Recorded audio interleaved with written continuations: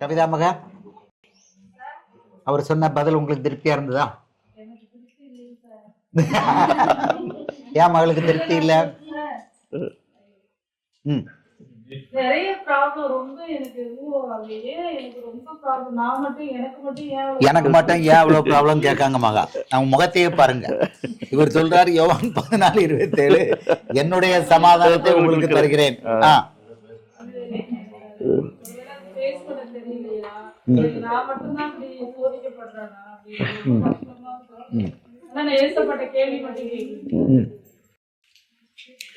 நான் மட்டும்தான் இப்படி இப்படி கஷ்டப்படுறானா, இவ்வளவு சோதிக்கப்படுறானா, இல்லை எனக்கு மட்டும்தான், எனக்கு ஒண்டிதான் இப்படி வருதா அப்படின்னு கேட்குறாங்க. ஓகே, இப்போ சோதிக்கப்படுற எல்லாருக்கும் எப்படி இருக்கும்னு நினைக்கிறீங்க? ஓகே, மார்க்கு 9:49 வசனத்தை படிங்க. மார்க்கு 9:49 நானே படிக்கிறேன். எந்த பலியும் உப்பினால் உப்பிடப்படுவது போல எந்த மனுஷனும் அக்கினியினால் உப்பிடப்படுவான். எப்படியா? அப்படி படிங்க. எந்த எந்த பலியும், மார்க்கு 9:49, எந்த பலியும் உப்பினால் உப்பிடப்படுவது போல எந்த மனுஷனும் அக்கினியினால் உட்படப்படுவான். அப்போ இயேசுவுக்காக வேலை பார்க்கும் பொழுது எப்படி இருக்குமா? இது எல்லாருக்கும், எந்த மனுஷனும் அக்கினியினால் ஒப்பிடப்படுவான். இதான் ரூல்.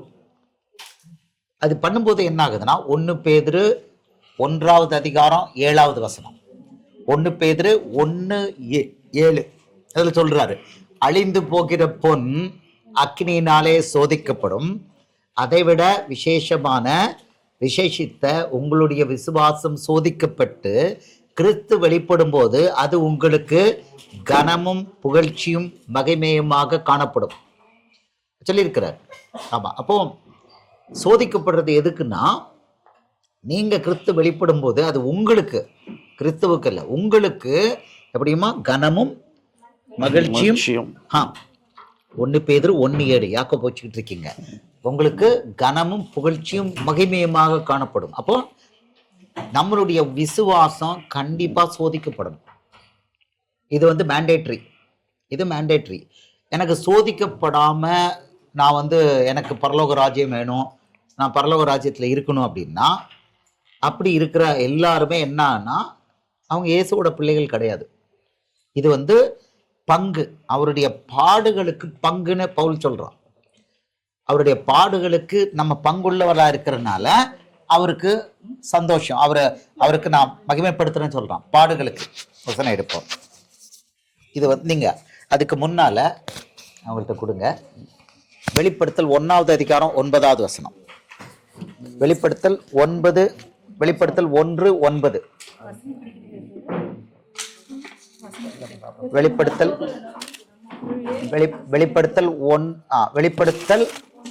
1:1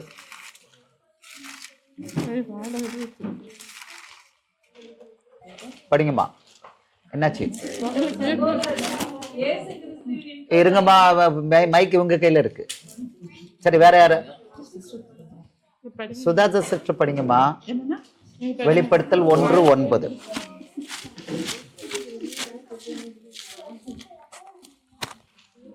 உங்கள் சகோதரனும் இயேசு கிறிஸ்துவின் நிமித்தம் வருகிற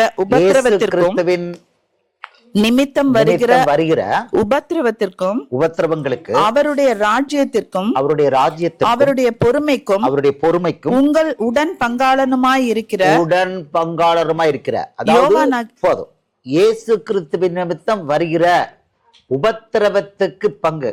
கதவை கரெக்டா அடைக்க சொல்லுங்க, நம்ம திறந்து வராங்க கொசு. ஆமா, உபத்திரவத்துக்கு பங்கு. அதாவது உங்கள் சகோதரனும், திருப்பி ஒரு தடவை படிங்கம்மா. உங்கள் சகோதரனும் இயேசு கிறிஸ்துவின் நிமித்தம் வருகிற உபத்திரவத்திற்கும், இயேசு கிறிஸ்துவின் நிமித்தம் வருகிற உபத்திரவத்துக்கு பங்கு. இப்போ அப்படிதான் சொல்றான். அப்புறம் 1 பேதுரு 4:13. 1 பேதுரு 4:13.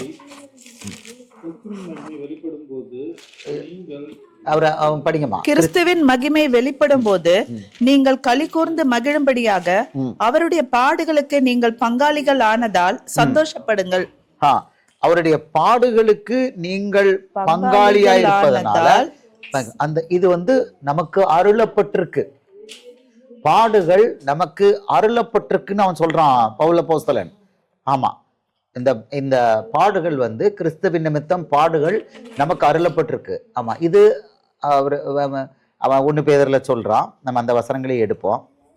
இப்போ இந்த பங்கு இல்லைன்னா நம்ம கிறிஸ்தவர்களே இல்லை. ஆமா, அவர் பாடுகள்ல பங்கு பெற்றிருக்கணும், அருளப்பட்டிருக்கிறது. பிலிப்பியர் 1வது அதிகாரம் 29 பவுல் அப்போஸ்தலன் சொல்றான். பிலிப்பியர் 1:29. கவிதா மகளை நல்லா தெளிவா கேட்டுக்கோங்க. நீங்க இதுக்கு எதிர்த்தீங்க அப்படின்னா உங்களுக்கு சோதனை வந்துகிட்டே இருக்கும். இந்த சோதனைய இன்முகத்தோடு சகித்து அவரோட இருந்தீங்கன்னா அதுல இருந்து வெற்றி பெற்றுவீங்க. அதுக்கு பிறகு சோதனை இருக்காது, அந்த மாதிரி சோதனை இருக்காது.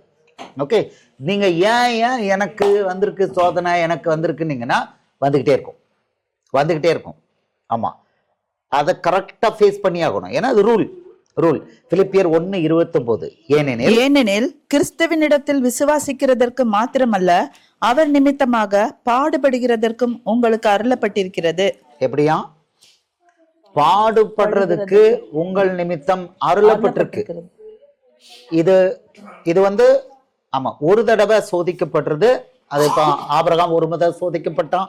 பவுல் பட்ட பாடுகள் எத்தனை? 1 2 கொரிந்தியர் 11 ஒரு பெரிய லிஸ்ட் சொல்றான் பவுல் பட்ட பாடுகள். அப்போ நம்ம இயேசு கூட சீஷனா இருப்பேன், ஆனா நான் அசால்ட்டா எனக்கு ஒரு பிரச்சனை வரக்கூடாதுன்னா கவிதா மகளை இதுல இருக்கவே கூடாது, ஓடி போயிடணும்.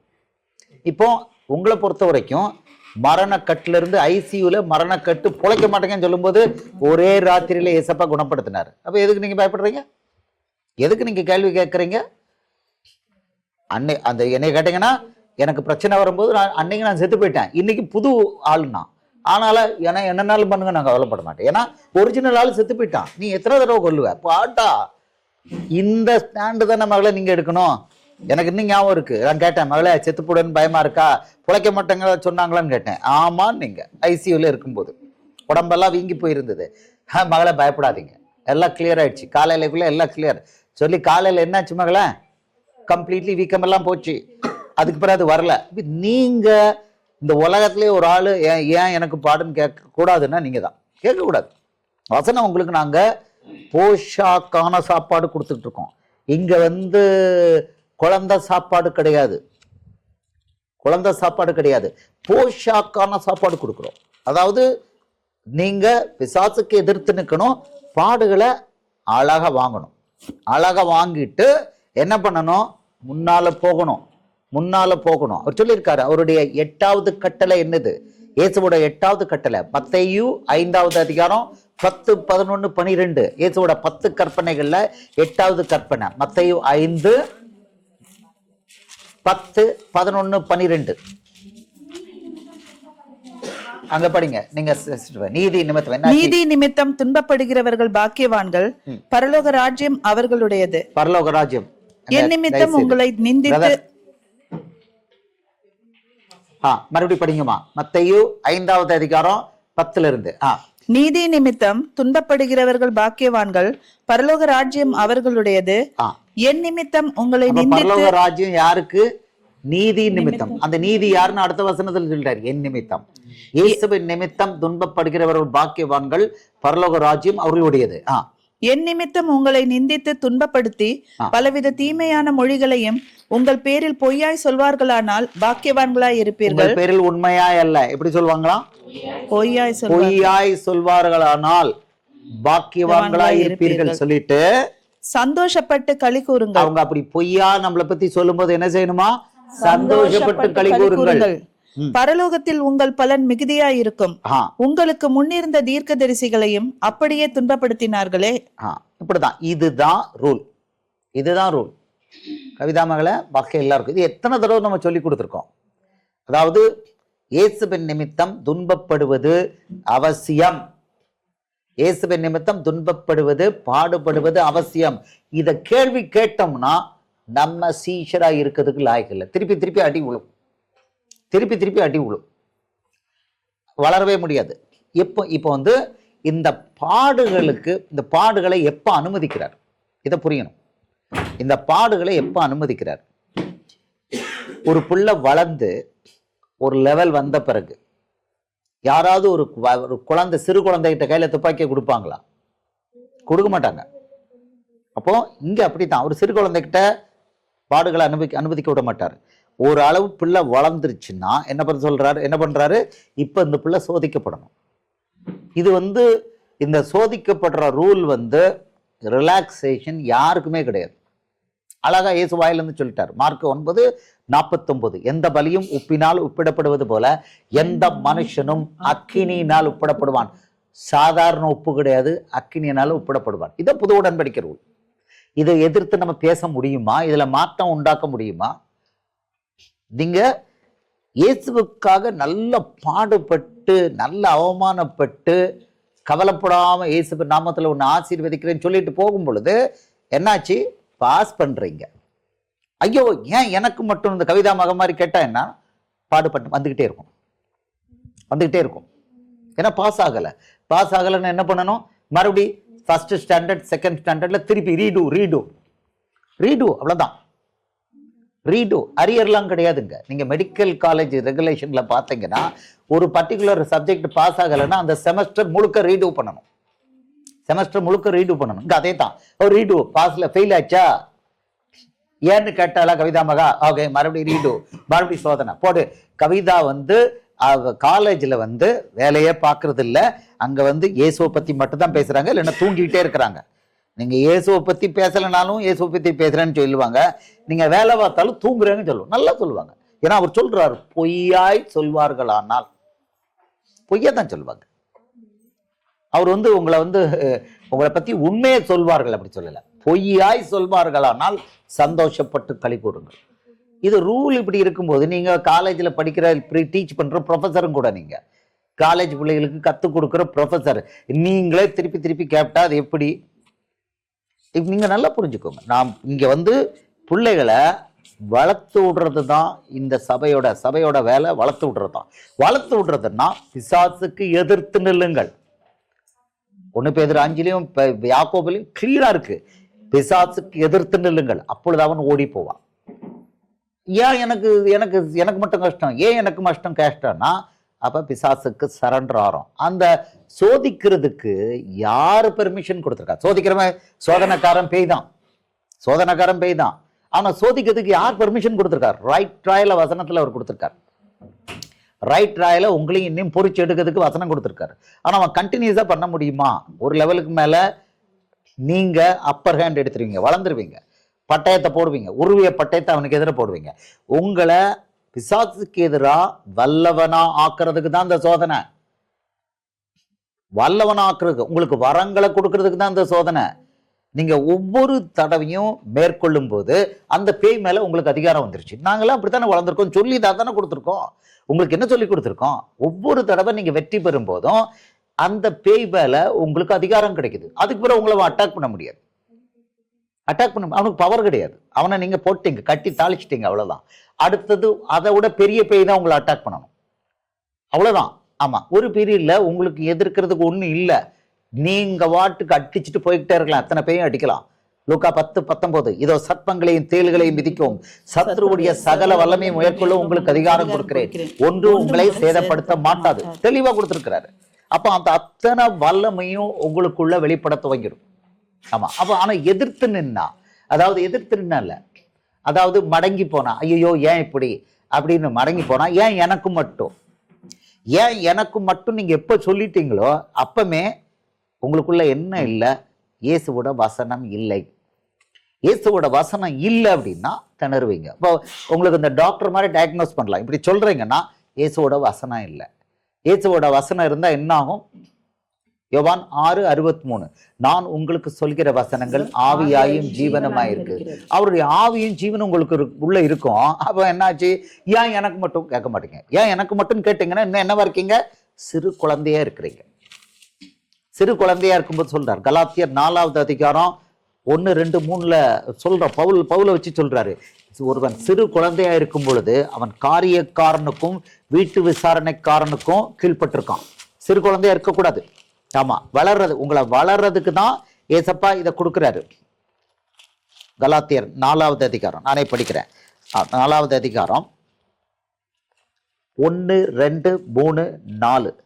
பின்னும் நான் சொல்லுகிறது என்னவெனில், சுதந்திரவாளியானவன் எல்லாவற்றுக்கும் எஜமானனாய் இருந்தும் அவன் சிறு பிள்ளையாய் இருக்கும் காலம் அளவும். எப்படியா? சோதிக்கும் பொழுது ஐயோ ஏன் எனக்கு மட்டும் இந்த சோதனை கேட்டுட்டா சிறு பிள்ளை, ஏன் எனக்கு சிறு பிள்ளை, அதே பேய் கொன்னே விடுவேன் பிடிப்போ நாமத்தில் அப்படி இந்த பிள்ளை எதிர்க்குதுன்னா வளர்ந்த பிள்ளை, அது பட்டயம் போடுது, பிசாசுக்கு எதிராக பட்டயத்தை போடுது. உங்களை பயிற்று வைக்கிறதுக்கு இதுக்கு தான் பயிற்று வச்சிருக்கிறோம். ஆமா, அவமானத்தை தாங்கணும், அவமானத்தை பாட தாங்கணும். அது அவருடைய பாடுகள். அடுத்தது பேதுருக்கிட்ட தான் சொல்றேன். பேதுரு என்ன சொல்லியிருக்கான் அதையும் அவரும் பேதுரு வச்சுன்னு சொல்லியிருக்காரு. அந்த வசனத்தையும் பார்ப்போம். ஆமா, தாங்கணும், எதிர்க்க கூடாது, அவமானத்தை தாங்கிக்கணும், மன்னிக்கணும், எதிரியை மன்னிக்கணும். ஆமா சொல்றாரு, சுதந்திரவாளியானவன். நீங்க சுதந்திரவாளி எதுக்கு? இயேசுவோட கூட அவரோட கூட சிங்காசனத்துல உட்கார்றதுக்கு. வெளிப்படுத்தல் 3:18.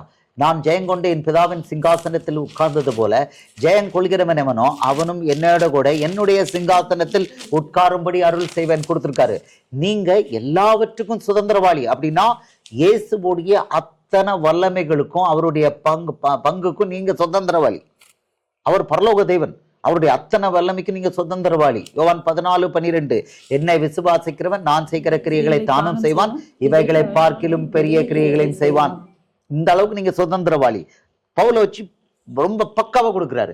சுதந்திரவாளியானவன் எல்லாவற்றுக்கும் எஜமானனாய் இருந்தும் அவன் சிறு பிள்ளையாய் இருக்கும் காலம் அளவும். அப்படின்னா சோதிக்கப்பட்டு வெற்றி பெறாதவன், சோதனையிலே நிற்கிறவன், சோதிக்கப்படாதவன் அவ்வளவு சிறுபிள்ளை. நல்லா கவனமா கேட்டுக்கோங்க.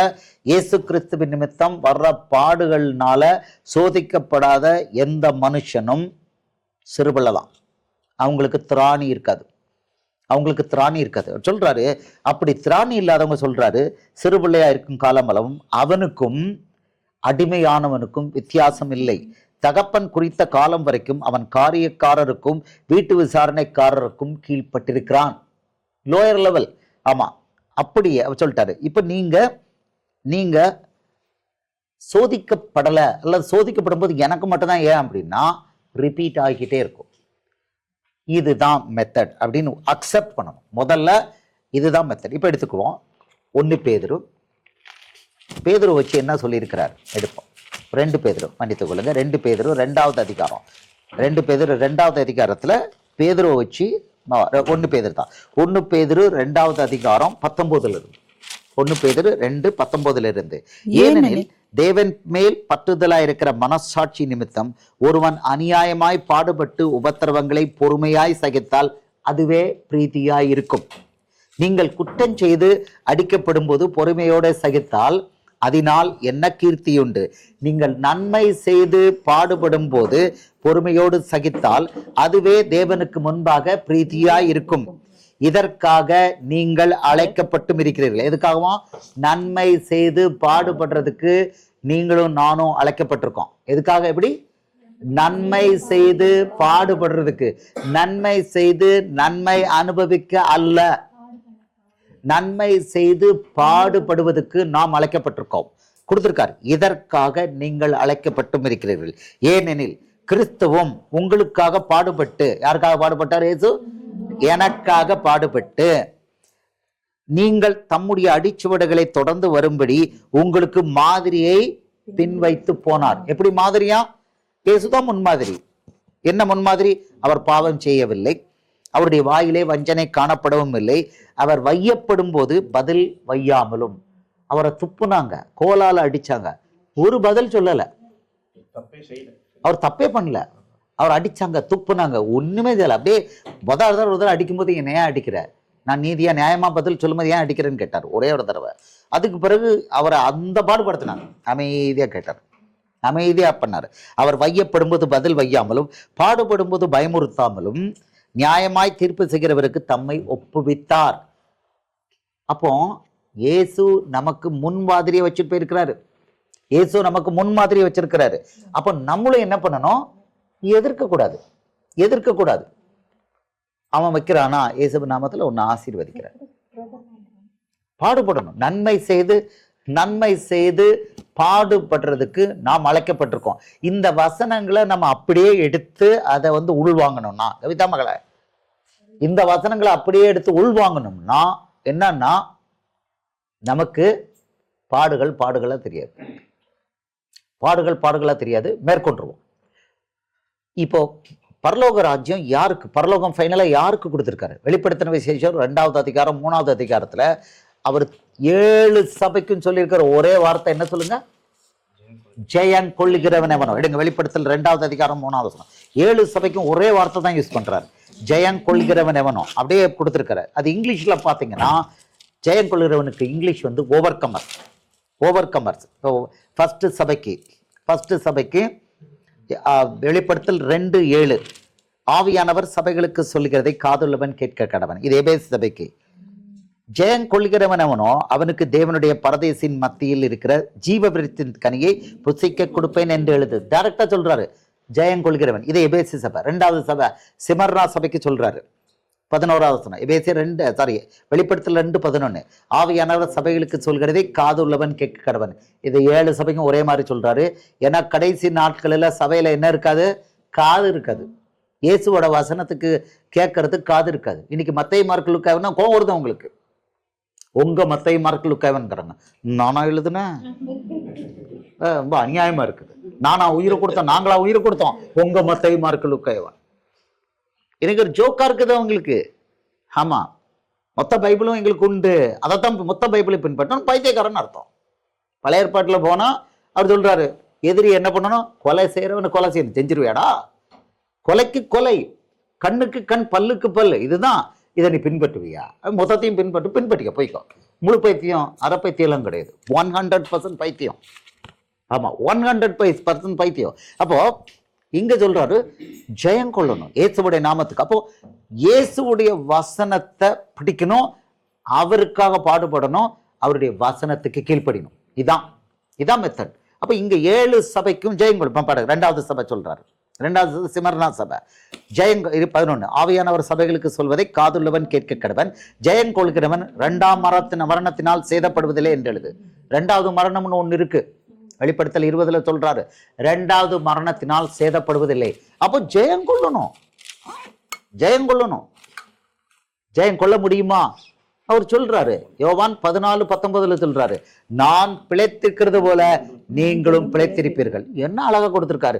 இயேசு உங்க அப்பா, அவரு எனக்கு உங்களுக்கும் அப்பா. அவர் ஜெயம் கொண்டவர், ஜெயம் கொண்டான். அவர் தான் ஜெயம் கொண்டவர், ஓவர் கமர். அவரு ஜெயம் கொண்டிருக்காரு. அப்போ நமக்குள்ள என்ன வித்து இருக்கு? இயேசுவோட வித்து இருக்கிறவன் எப்படி? ஜெயம் கொள்கிறவன். இது எல்லாருக்கும் கொடுத்திருக்காரு. கவிதா மகளுக்கும் கொடுத்திருக்கிறாரு. இங்க புதுசா வந்திருக்காரு பிரியா மகா, அருண், எல்லாருக்கும் கொடுத்திருக்கிறார். ஆமா, எல்லாருக்கும் கொடுத்திருக்காரு. ஜெயம் கொள்கிறவனுக்கு, அதாவது அந்த ஜெயம் கொள்கிறதுக்குள்ள விசுவாசத்தையும் வல்லமையும் இயேசு யாருக்கு கொடுத்திருக்காரு? ஒவ்வொருத்தருக்கும் கொடுத்திருக்காரு. ஏன்னா நமக்குள்ள இருக்கிறது என்ன வித்து? இயேசுங்கிற வித்து. பழைய ஏற்பாடை படிச்சுட்டு போனா அது வேற வித்து. மத்தேயு மார்க்கு லூக்கா உங்களுக்கு போதிச்சிருக்குது, அதைத்தான் பின்பற்றணும். இயேசுவோட வசனத்தை தெளிவாக கொடுத்திருக்கோம். அப்படின்னா நமக்குள்ள என்ன வித்து இருக்கு? இந்த பக்கம் அந்த பக்கம் பாருங்க பாருங்க. இயேசுவோட வித்து உங்களுக்குள்ள இருந்தா என்ன ஆகும்? இயேசுவோட வித்து நமக்குள்ள ஒவ்வொருத்தருக்குள்ள இருந்தா என்ன ஆகும்? ஜெயம் கொள்கிறவர் அவர், அந்த வித்து. அப்ப எப்படி இருப்போம்? ஐயோ எனக்கு ஏன் வந்தது அப்படின்னா வித்து இன்னும் சரியா வரல. அப்படின்னா இயேசுவோட வசனம் உள்ள போகல. அவ்வளவுதான். ஆமா, காது கரெக்டா கொடுத்து கேட்கணும். காதை மூடக்கூடாது. காதை மூடும் போது என்ன ஆகும்னா பயம் வரும். இயேசுவோட வசனத்துக்கு செவி கொடுக்கல, காதை மூடுறோம்னா பயம் வரும், விரட்டுவான், பேய் விரட்டிக்கிட்டே இருப்பான். நீங்களும் நானும் பேயை விரட்டுறதுக்கு தெரிந்தெடுக்கப்பட்டோமா, இல்ல பேயால விரட்டப்படுறதுக்கு தெரிந்தெடுக்கப்பட்டிருக்கோமா? பேய் விரட்டணும். இன்னைக்கு புதுசா வந்திருக்காங்க ஞானத்தான், இன்னைக்கு தான் எடுத்திருக்காங்க. அதுக்குள்ளே பேய் விரட்டி இருக்காங்க. எதிர்த்து நின்று இருக்கு பேய், முன்னால் நின்று இருக்கு. இயேசுவின் நாமத்துல ஒண்ணு சொல்ற. இன்னைக்கு தான் ஞானஸ்தானம் எடுத்திருக்காங்க, நேரத்தையே பேய் விரட்டி இருக்காங்க. இது இல்லா விசுவாசம். அழகா சொல்லுங்க, பிசாசே உனக்கு என் மேல பவர் கிடையாது, இயேசுவின் நாமத்துல வெளியே போ, ஏசப்பா இந்த பேய் வரட்டுங்க. உடனே 2 பேர் பக்கத்துல வந்து நிற்காங்களாம், 2 தூதர்கள் டபக்குன்னு பின்னால வந்து நிற்காங்களாம். நீ சொன்னாங்க இந்த அம்மா கிட்ட இருந்து படிக்க, அவங்க பள்ளிக்கூடம் எல்லாம் போகல, இந்த அம்மா கிட்ட இருந்து நம்ம எனக்கு ஸ்ரீபதி சொன்ன மாதிரி அந்த மாட்ட காலை செருப்பு வாங்கி நம்ம 4 தடவை அடிச்சுக்கணும். அந்த அம்மா செருப்பை வாங்கி நம்ம 4 அடி வாங்கி அடிச்சு போட்டுக்கணும் போல தெரியுது. அவன் அவ்வளோ பெரிய பேய் சர்ப்பம் வந்து முன்னால நிற்கும் பொழுது இவங்க கட்டளை போடுறாங்க. ஞானஸ்தானமே எடுக்கல, ஞானஸ்தானம் எடுக்க வரணும், வர விட மாட்டேன் உன்னை, நீ ஆளு அப்படின்னு வந்து நிற்குது. அது பெரிய கல்லு மாதிரி பெருசா நிற்குதான். அப்படியா, ஏசப்பா எனக்கு அதிகாரம் கொடுத்துருக்கிறாரு. எவ்வளவு நேரம் ஜெபம் பண்ணாங்களாம்? ராத்திரி எத்தனை 2 மணில இருந்தாமா, ராத்திரி 1:50 எத்தனை மணி வரை, 4:30 வரை ப்ரே பண்றாங்களாம். ப்ரேயர் ஏசப்பாட்ட பேசிக்கிட்டே இருக்காங்களாம். இது வந்து நிற்குது. புகையா போயிடுச்சான் கட்டளை போட்ட உடனே. அப்போ இப்போ இதுவெல்லாம் சாட்சி இன்னைக்குதான் ஞானஸ்தானம் அதுக்கு பிறகு எடுத்திருக்காங்க. அப்போ ஜெயம் கொள்ளணும், பேய்க்கு எதிராக ஜெயம் கொள்ளணும். உங்களை பயிற்சி கொடுக்கறது எது கொடுத்துருக்கோம்?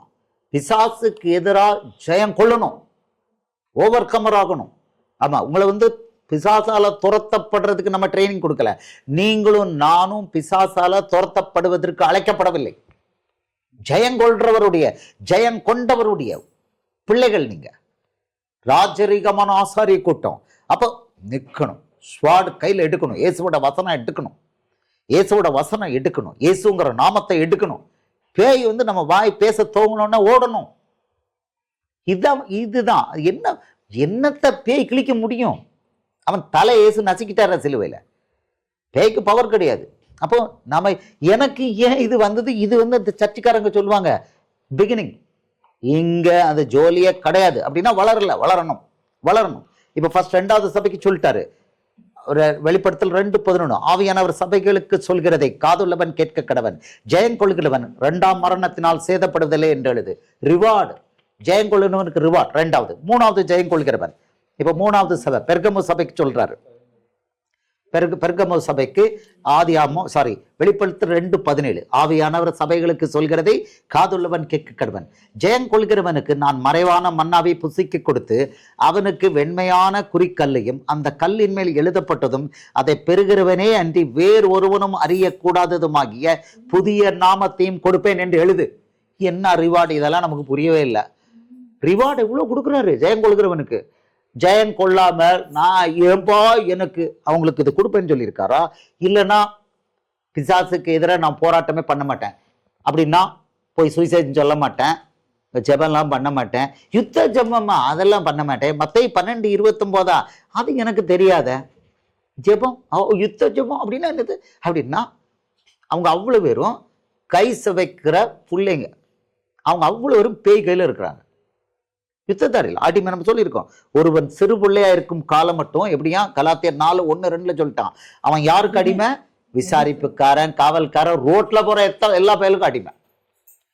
யுத்த ஜெபம் மத்தேயு 12:29 சொல்றாரு, அந்தியும் பலவானை முந்தி கட்டினான் ஒழிய பலவானுடைய வீட்டுக்குள் புகுந்து அவனுடைய பொருட்களை எப்படி கொள்ளையடிக்க முடியும்? கட்டினாகில் கொள்ளையடிக்கலான்ட்டாரு. இது கேட்டேன் ஒருத்தருக்கு, அப்படியா? அதெல்லாம் ஒண்ணுமே தெரியாது. யுத்த ஜெபமா தெரியாது, ஆனா ஊழியம் பண்றேங்கிறாங்க. கட்டட சபையில் உள்ளவங்களுக்கு இதை பத்தி ஒண்ணுமே சொல்லி கொடுக்கறது இல்லை. இயேசு தெளிவா கொடுத்திருக்கிறாரு, பிசாசுக்கு எதிராக யுத்த ஜெபம் பண்ணணும், அவனை கட்டி போடணும். நான் அவனை கட்டி போட்டு வந்திருக்கேன், அதனால எல்லா பேய் வியாதியெல்லாம் குணமாகுது, தெளிவா சொல்லியிருக்கிறார். சோ யுத்ததாரியா ஆண்களாக இருக்கணும், ஆண்மகனாக இருக்கணும். ஒவ்வொருத்தரும் போராடணும், பிசாசுக்கு எதிராக போராடணும், பட்டயத்தை போடணும். அவனுக்கு தான் ரிவார்டு. படுத்து கிடவனுக்கு ரிவார்டு இல்லைன்னா கம்ப்ளைண்ட் பண்றவனுக்கு ரிவார்டு. எங்கேயாவது சொல்லியிருக்காரா ஏசுப்பா எனக்கு இவ்வளோ நடக்குது, ஏன் நடக்குது, ரிவார்டு கொடுப்பேன்னு இருக்கிறாரா? கிடையாது. இது எழுதப்பட்ட வசனம். இந்த வசனம் இருபுறமும் கருக்குள்ள பட்டயம், பயங்கர வல்லமையான பட்டயம். இதை அப்படியே நம்பி ப்ரொசீட் பண்ணணும். அப்படியே வேலை பார்க்கும், ஜெயம் கொள்ள முடியும். ஆமா, இப்படி டீலாவா லூஸா இருந்தா ஜெயம் கொள்ள முடியாது. இது 3வது சபைக்கு சொல்லிட்டாரு. இப்ப 4வது சபைக்கு வருவோம். 4வது சபை தியத்தீரா சபை. தியத்தீரா சபைக்கு 26 26. வெளிப்படுத்தல் 2:26. ஜெயங்கொண்டு முடிவு பரியந்தம் என் கிரியைகளை கை கொள்கிறவன் எவனோ. நல்ல கவனமா வேடிங்க பாருங்க. ஜெயங்கொண்டு முடிவு பரியந்தம், அதாவது சாகிற வரைக்கும் இல்லைன்னா இயேசுவோட வருகை வரைக்கும் முடிவு பரியந்தம் என் கிரியைகளை கை கொள்ளுகிறவன் எவனோ. இயேசுவோட கிரியைகள் என்ன? அவர் அழகா போனாரு, புறப்பட்டு போனாரு, பேய்களை உரட்டினார். இவர் சொன்னாரு, கர்த்தருடைய ஆவியானவர் என் மேல் இருக்கிறார், தரித்திரருக்கு சுவிசேஷத்தை பிரசங்கம் பண்ணவும், நெருங்குண்டவர் என்னவா அவ்வளவு வெறி வெடிவிக்கணும். அவர் எப்படி இருந்தாரா? நன்மை செய்கிறவராகவே சுற்றி திரிந்தார், பேய்களை ஓட்டினாரு, வியாதிகளை குணப்படுத்தினார். கிளியரா வசனம் இருக்கு. சொல்றாரு, என் கிரியைகளை, பழைய ஏற்பாட்டு கிரியைகளை பண்ணணும்னு போற அத்தனை பேரும் ஏமாந்து போயிட்டான். கிளீனா சொல்றாரு, பழைய ஏற்பாட்டு கிரியைகளை எலியா இதை பண்ணினா, அந்த சுத்தியல் வெளியில வந்தது, நாகமான் சுத்தமான போயிட்டு இருக்கியா, மாட்டிக்கிட்ட மோனே மாட்டிக்கிட்ட. இங்க சொல்றாரு, ஜெயங்கொண்டு, யார ஜெயங்கொள்ளணும்? பேய ஜெயிக்கணும். உங்களுக்கு எதிரி யாரு? மனுஷனே கிடையாது, பேய் தான். பிசாசுக்கு எதிர யுத்தத்துல ஜெயம் கொள்ளணும். எப்பமா? முடிவு பரியந்தம். ஜெயங்கொண்டு முடிவு பரியந்தம் என் கிரியைகளை கை கொள்ளுகிறவன் எவனோ. அப்படின்னா ஜெயங்கொண்டு, நான் ஜெயங்கொண்டுட்டேன் வீட்டுல உட்கார்ந்துட்டு இருக்குதுல, ஜெயங்கொண்டு என்ன பண்ணணும்? இயேசுவோட கிரியைகளை கை கொள்ளணும். அவர் அழகா சொல்றாரு. இந்த கொஞ்சம் எடுப்போம். யோவான் 10வது அதிகாரம் சொல்றாரு, நீங்க என்ன விசுவாசிக்கலைன்னா என் கிரியைகளை விசுவாசிங்கிறார் யோவான். அவர் ஏசப்பா எவ்வளவு அழகா கொடுத்திருக்காரு பாருங்க. அவர் என் கிரியைகளையாவது விசுவாசிங்க அப்படிங்கிறார். யோவான் 10:37. என் பிதாவின் கிரியைகளை நான் செய்யாதிருந்தால் நீங்கள் என்னை விசுவாசிக்க வேண்டியதில்லை. செய்தேனையாகில் நீங்கள் என்னை விசுவாசியதை இருந்தாலும் பிதா என்னிலும் நான் அவரிலும் இருக்கிறதை நீங்கள் அறிந்து விசுவாசிக்கும்படி அந்த கிரியைகளை விசுவாசிங்கள் என்றார். அழகா போட்டு கொடுக்கிறாரு, என் கிரியைகளை விசுவாசிங்க. அவர் கிரியைகள் அவர் சொல்றாரு இங்க வெளிப்படத்துல, ஜெயங்கொண்டு என் கிரியைகளை எவன் கை கொள்றானோ அவனுக்கு ரிவார்டுங்கிறார். அப்போ இயேசுடைய கிரியைகளை எப்போ வரைக்கும் கை கொள்ளணும்? முடிவு பரியந்தம். இது ஒரு நாள் 2 நாள் இல்ல, முடிவு பரியந்தம் கை கொள்ளணும். அப்படி பண்ணா சொல்றாரு 26, வெளிப்படுத்தல் 2:26, ஜெயங்கொண்டு முடிவு பரியந்தம் என் கிரியைகளை கை கொள்ளுகிற எவனோ அவனுக்கு நான் என் பிதாவினிடத்தில் அதிகாரம் பெற்றது போல ஜாதிகள் மேல் அதிகாரம் கொடுப்பேன். ஜாதிகள்னா என்ன தெரியுமா? புறஜாதிகள், தேசங்கள், இந்தியா, பாகிஸ்தான், ஆப்கானிஸ்தான், வரிசையா ஜாதிகள் மேல நான் அதிகாரம் கொடுப்பேங்கிறார் இந்த உலகத்திலே. இப்ப நீங்க ஜெயம் கொள்ள கொள்ள சீசர்ல புரிஞ்சுக்கணும், இதெல்லாம் பரலோகத்துல கிடையாது. இங்க ஜெயம் கொள்ள கொள்ள தேசங்கள், மலையாளிகள் மேல, தெலுங்கு பீப்புள் மேல, வரிசையா ஜாதிகள் மேல அதிகாரம் கொடுக்கிறார். ஜாதிகள் மேல அதிகாரம் கொடுக்குறேங்கிறார். இது கொடுத்துட்டாரு. இப்போ அடுத்தது சர்தை சபை, 5வது சபை, சர்தை சபை, வெளிப்படுத்தல் 3வது அதிகாரம் 5வது வசனம். ஜெயம் கொள்கிறவன் எவனோ அவனுக்கு வெண் வஸ்திரம் தரிப்பிக்கப்படும். ஜீவ புத்தகத்திலிருந்து அவனுடைய நாமத்தை நான் கிறுக்கி போடாமல் என் பிதா முன்பாகவும் அவருடைய தூதர் முன்பாகவும் அவன் நாமத்தை அறிக்கையிடுவேன். இது ஏற்கனவே ஒரு இடத்துல சொல்லியிருக்கிறாரு, என் தூதர்கள் முன்னால அறிக்கை பண்ணுவேன். மத்தேயு 10:32 படிப்போம். இப்ப இங்க சொல்றாரு, ஜெயம் கொள்கிறவன் எவனோ அவனுக்கு ஃபர்ஸ்ட் என்ன கொடுப்பான்? வெண் வஸ்திரம். நீங்க பாத்தீங்கன்னா இயேசு உலகிற்கு வரும்போது பரிசுத்தவான்களுக்கு வெண் வஸ்திரம் தரிக்கப்படுது. அது நீதி. பரிசுத்தவான்களின் நீதின்னு இருக்கு, வெளிப்படுத்தல் 20வது அதிகாரத்துல வருது. அவங்க இங்க வெண் வஸ்திரம் தரிக்கப்படும். ஜீவ புத்தகத்திலிருந்து அவருடைய நாமத்தை நான் கிறுக்கி போடாமல். அப்படின்னா யாரெல்லாம் ஜெயம் கொள்கிறானோ அவன் பேர் எங்க இருந்து கிறுக்கி போடப்படாது? ஜீவ புத்தகத்திலிருந்து கிறுக்கி போடப்படாது. இது very very important. Over coming, பிசாச மேற்கொள்வது, சோதனையில வெற்றி கொள்வது வெரி வெரி இம்பார்ட்டன்ட். இதுக்கு ஆல்டர்னேட்டிவ் கிடையாது. அவமானத்தை தாங்கணும், நஷ்டத்தை தாங்கணும். அடி வாங்கணும்னா சில சமயம் அடி வாங்கணும், இதெல்லாம் வாங்கணும், எதிர்க்கக்கூடாது.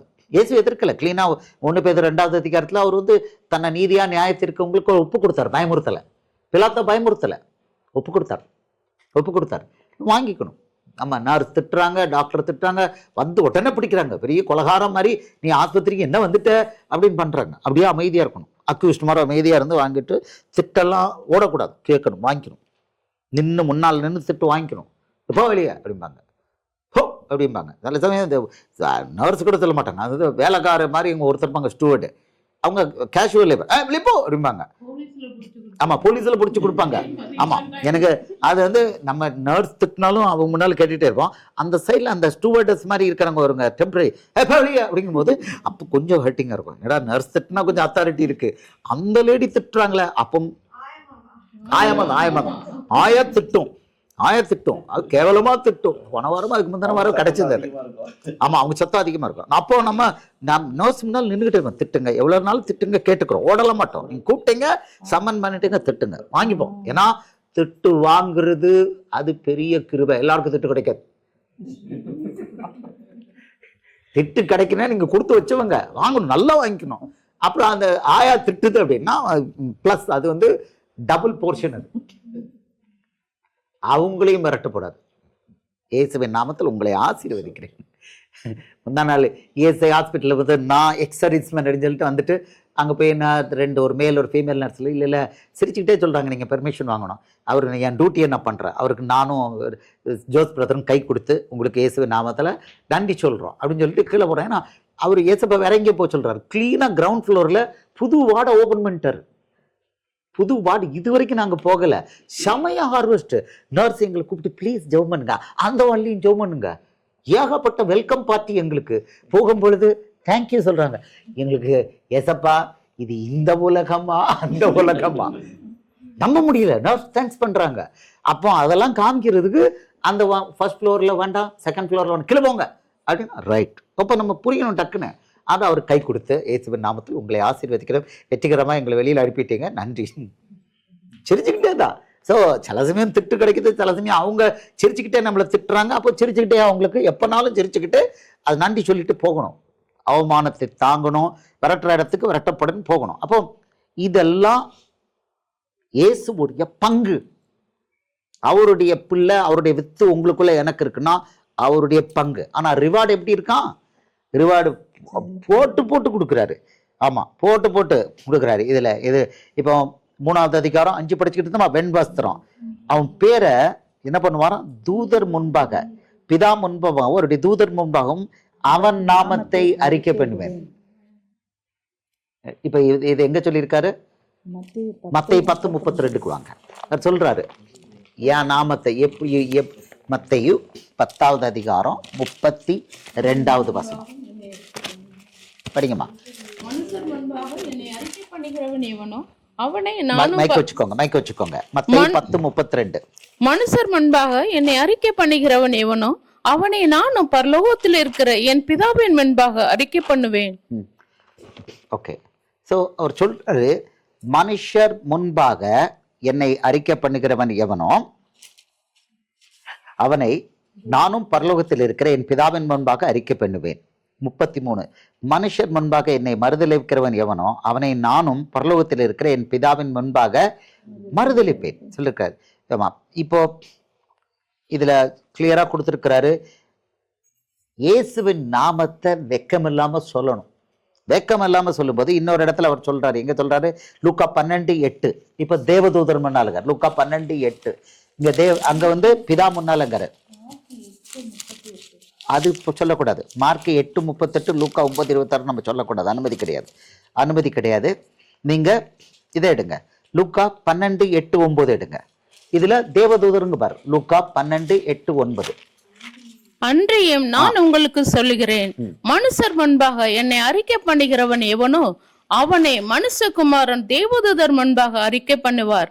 மனுஷர் முன்பாக என்னை மறுதலிக்கிறவன் தேவதூதர் முன்பாக மறுதலிக்கப்படுவான். இப்ப ஆச்சு, பிதா கிட்ட முன்னால அறிக்கை பண்ணுவேன் அவன் நாமத்தன்ட்டாரு, தேவதூதர் முன்னால அறிக்கை பண்ணுவேன். என்ன நீ மனுஷன் முன்னால அறிக்கை பண்ணலன்னா தேவதூதர் முன்னால பிதா முன்னால உன்னை அறிக்கை பண்ண மாட்டேன்ட்டாரு. இப்போ மறுபடியும் லூக்கா இந்த வசனத்துக்கு, இப்போ இந்த ப்ராமிஸ் வசனம் ஜெயம் கொள்கிறவனை பற்றி இந்த வசனத்தை இப்போ நம்ம படித்தோம்னா நல்லா கிளியரா தெரியும். இப்போ வெளிப்படுத்தல் 3வது அதிகாரம் 5வது வசனம். இதே தான் 5வது சபைக்கு. ஜெயம் கொள்கிறவனவனோ அவனுக்கு வெண்வஸ்திரம் தரிக்கப்படும், ஜீவ புத்தகத்திலிருந்து அவனுடைய நாமத்தை நான் கிறுக்கி போடாமல் என் பிதா முன்பாகவும் அவருடைய தூதர் முன்பாகவும் அவன் நாமத்தை அறிக்கையிடுவேன். அப்ப இவன் யாரு? இந்த ஜெயம் கொள்கிறவன் யாரு? இயேசுவின் நாமத்தை மனுஷர் முன்னால அறிக்கையிடுறவன், வெக்கம் இல்லாம அறிக்கையிடுறவன். கர்த்தர் ஆண்டவர் கிடையாது, எங்க சர்ச்சு இந்த ஜோலியா கிடையாது, எங்க மேய்ப்பன் ஜோலியா கிடையாது. மனுஷர் முன்பாக இயேசுவின் நாமத்தை அறிக்கையிடுறவன், வெக்கம் இல்லாம அறிக்கையிடுறவன். சொல்லிட்டாரு, பிதா முன்னால அறிக்கையிடுவேன், இங்க கொடுத்துட்டாரு, ஃபைனல் ரிவார்டு கொடுக்குறாரு. அவனுக்கு என்ன நடக்கும்னு. இப்போ 6வது சபைக்கு வருவோம். 6வது சபை பிலதெல்பியா. இது 12வது வசனம். வெளிப்படுத்தல் 3:12. ஜெயம் கொள்கிறவன் எவனோ அவனை என் தேவனுடைய ஆலயத்திலே தூணாக்குவேன், அதினின்று அவன் ஒரு காலும் நீங்குவதில்லை. என் தேவனுடைய நாமத்தையும் என் தேவனால் பரலோகத்திலிருந்து இறங்கி வருகிற புதிய எருசலேமாகிய என் தேவனுடைய நகரத்தின் நாமத்தையும். புதிய எருசலேமத்துக்கு புதிய எருசலேமுக்கு ஒரு நாமமும் இருக்கு. புதிய எருசலேமாகிய என் தேவனுடைய நகரத்தின் நாமத்தையும் என் புதிய நாமத்தையும் அவன் மேல் எழுதுவேன். இதெல்லாம் நமக்கு ஒண்ணுமே புரியல. இதெல்லாம் நமக்கு ஒண்ணுமே புரியல. ஆனா அது வந்து வேற லெவல்னு மட்டும் புரியுது. வேற லெவல்னு மட்டும் நமக்கு புரியுது. இவ்வளவும் கொடுக்குறேங்கிறாரு. யாருக்கு? குனிஞ்சு போறவனுக்கா இல்ல ஜெயம் கொள்கிறவனுக்கு. யுத்தம் இருக்கதான் செய்யும். இப்போ கட்டட சபையும் சரி, எல்லா கூட்டமும் கட்டட சபைக்கு விரோதமா எதிர்த்து நிற்கிறேன்னு சொல்லிக்கிட்டு பாவலா பண்ணிக்கிட்டு இருக்கிற கூட்டமும் சரி, யாருக்கு எதிர்த்து நிற்காங்க? உண்மையா செயல்பட்டுக்கிட்டு இருக்கிற இந்த வீட்டில் கூடும் சபைக்கு விரோதமா எதிர்த்து நிற்கிறாங்க. உங்க மத்தேயு மார்க்கு லூக்காவான்ங்கிறாங்க. இது நம்மளோட தான். அப்போ அவங்க போராடுறது யாருக்கு எதிராக போராடுறாங்க? மத்தேயு மார்க்கு லூக்காவானுக்கு எதிராக போராடுறாங்கன்னா இயேசுவுக்கு விரோதமா போராடுறாங்க. அவங்களுக்கு தெரியல. அப்படி இருக்கும் பொழுது சீஷர்கள் உடனே என்ன அப்படி பணிஞ்சு அமுங்கி போகணுமா? இயேசு சொல்லல. நம்ம தொடர்ந்து லெஃப்ட் ரைட் அடிச்சு வேலை பார்க்கணும். அவங்களெல்லாம் ஆசீர்வதிக்கணும், மன்னித்து ஆசீர்வதிக்கணும். பிசாசை ஆசீர்வதிக்கணும்னு சொல்லல, பிசாசை கட்டணும். ஆனா நம்ம அடுத்தது நெக்ஸ்ட் வேலை பண்ணிக்கிட்டே இருக்கணும். சும்மா இருக்கக்கூடாது. இதனால் ஐயோ எங்களை போட்டு திட்டுறாங்களே, இது அவங்க திட்டத்தான் செய்வாங்க. பொய்யாய் சொல்வார்களானால்னு இருக்குது. மத்தேயு 5வது அதிகாரம் 10-11 கிளீனா சொல்லிட்டார். பொய்யாய் சொல்வார்களா, சொல்லிட்டு போங்க. அதுதான் ரிவார்டு. கோப்பை அதுதான். உங்களுக்கு எதிராக பொய் சொல்றாங்க, உங்களுக்கு எதிராக எல்லாரும் எதிர்த்து நிற்கிறாங்க அப்படின்னா அதுதான் கோப்பை. மத்தேயு 10:22 என் நாமத்தின் நிமித்தம் எல்லாராலும் நேசிக்கப்படுவீர்கள். அப்படியா சொல்லியிருக்காரு? அது சொல்றாரு, என் நாமத்தின் நிமித்தம் எல்லாராலும் பகைக்கப்படுவீர்கள். இதுதான் கேரண்டி. மத்தேயு 16:24 மத்தேயு 16:24 இதுக்கு மேல போட்டு கொடுத்திருக்காரு. மத்தேயு 16:24 ஒருவன் எனக்கு பின் செல்ல விரும்பினா அவன் தன்னைத்தானே வெறுத்து தன் சிலுவை எடுத்துக்கொண்டு என்னை பின்பற்ற கடவன். நான் படிச்சிருந்தேன். அப்பொழுது இயேசு தம்முடைய சீஷர்கள் நோக்கி, ஒருவன் என்னை பின்பற்றி வர விரும்பினான் அப்படின்னா இயேசுவை. மத்தேயு மார்க்கு லூக்கா யோவான் மற்றவங்களுக்கு இது கிடையாது. மத்தேயு மார்க்கு லூக்கா யோவான்ல இருக்கிற இயேசுவை பின்பற்றி வர விரும்பினால் அவன் தன்னைத்தான் வெறுத்து தன் சிலுவை எடுத்துக்கொண்டு என்னை பின்பற்ற கடவன். கவிதா மகளா, கிளியர் ஆயிட்டா? சிலுவையை எடுத்துக்கிட்டு தான் பின்பற்றணும், தன்னைத்தானே வெறுக்கணும். அப்போ நான் பெரிய படிச்சுவேன், நான் சோன்றா நல்லாவே அடி விழும். நான் ஒரு யூஸ்லெஸ். நம்ம பிரதர் தான் அழகா சொல்லுவார், என்ன போல குப்பை யாரும் கிடையாதுன்னு. அவர் வார்த்தை எனக்கு வரமாட்டேங்குது. செமையா ஒரு வார்த்தை போடுவார். ஆமா, என்ன போல அயோக்கியன்னு அவர் வார்த்தை. என்ன வார்த்தை சொல்லுவீங்க பிரதர்? என்ன போல கேவலமான ஒரு ஐக்கியம் ஒருத்தம் கிடையாது பாரு. இல்ல அது என் மனைவிக்கு உடனே அது அடிக்குது. என்ன போல கேவலமான பிறவி யாரும் கிடையாது. உங்களை விட நான் உலகத்திலே நான் ஒர்ஸ்டான பாவம் பண்ணியிருக்கேன்னு ஓப்பனா சொல்லுவார். என்னை போல கேவலமான பிறவி கிடையாது. ஆனா இந்த கேவலமான பிறவியே இயேசு யூஸ் பண்றாரு. அப்ப அவர் எப்பேற்பட்ட தேவன்! அவர் எப்பேற்பட்ட தேவன்! நம்மளை போல என்ன போல கேவலமான பிறவியை அவர் யூஸ் பண்றாருன்னா அவர் எப்பேற்பட்ட தேவன். அப்போ நம்மளை உயர்த்தணும் அப்படின்னு சொல்றாரு. தன்னை உயர்த்திக்கிறவன் தாழ்த்தப்படுவான். அப்போ நம்ம எல்லாத்தையும் வாங்கிக்கணும். ஆனா வேலையில கருத்தா இருக்கணும். கிரியை, இயேசு செஞ்ச கிரியையில கருத்தா இருக்கணும். அதுல ஓட்ட விட்டுறக்கூடாது. எல்லாத்துலயும் வீரியம் காமிச்சிட்டு அதுல ஓட்ட எல்லாமே ஜீரோ. உங்களுக்கும் எனக்கும் எதிர்த்து நிற்கிறவர்கள், பரலோக ராஜ்யத்துக்கு எதிர்த்து நிற்கிறவங்கள்ட்ட இருக்கிற ஒண்ணே என்ன இருக்கு? கிரியையே கிடையாது.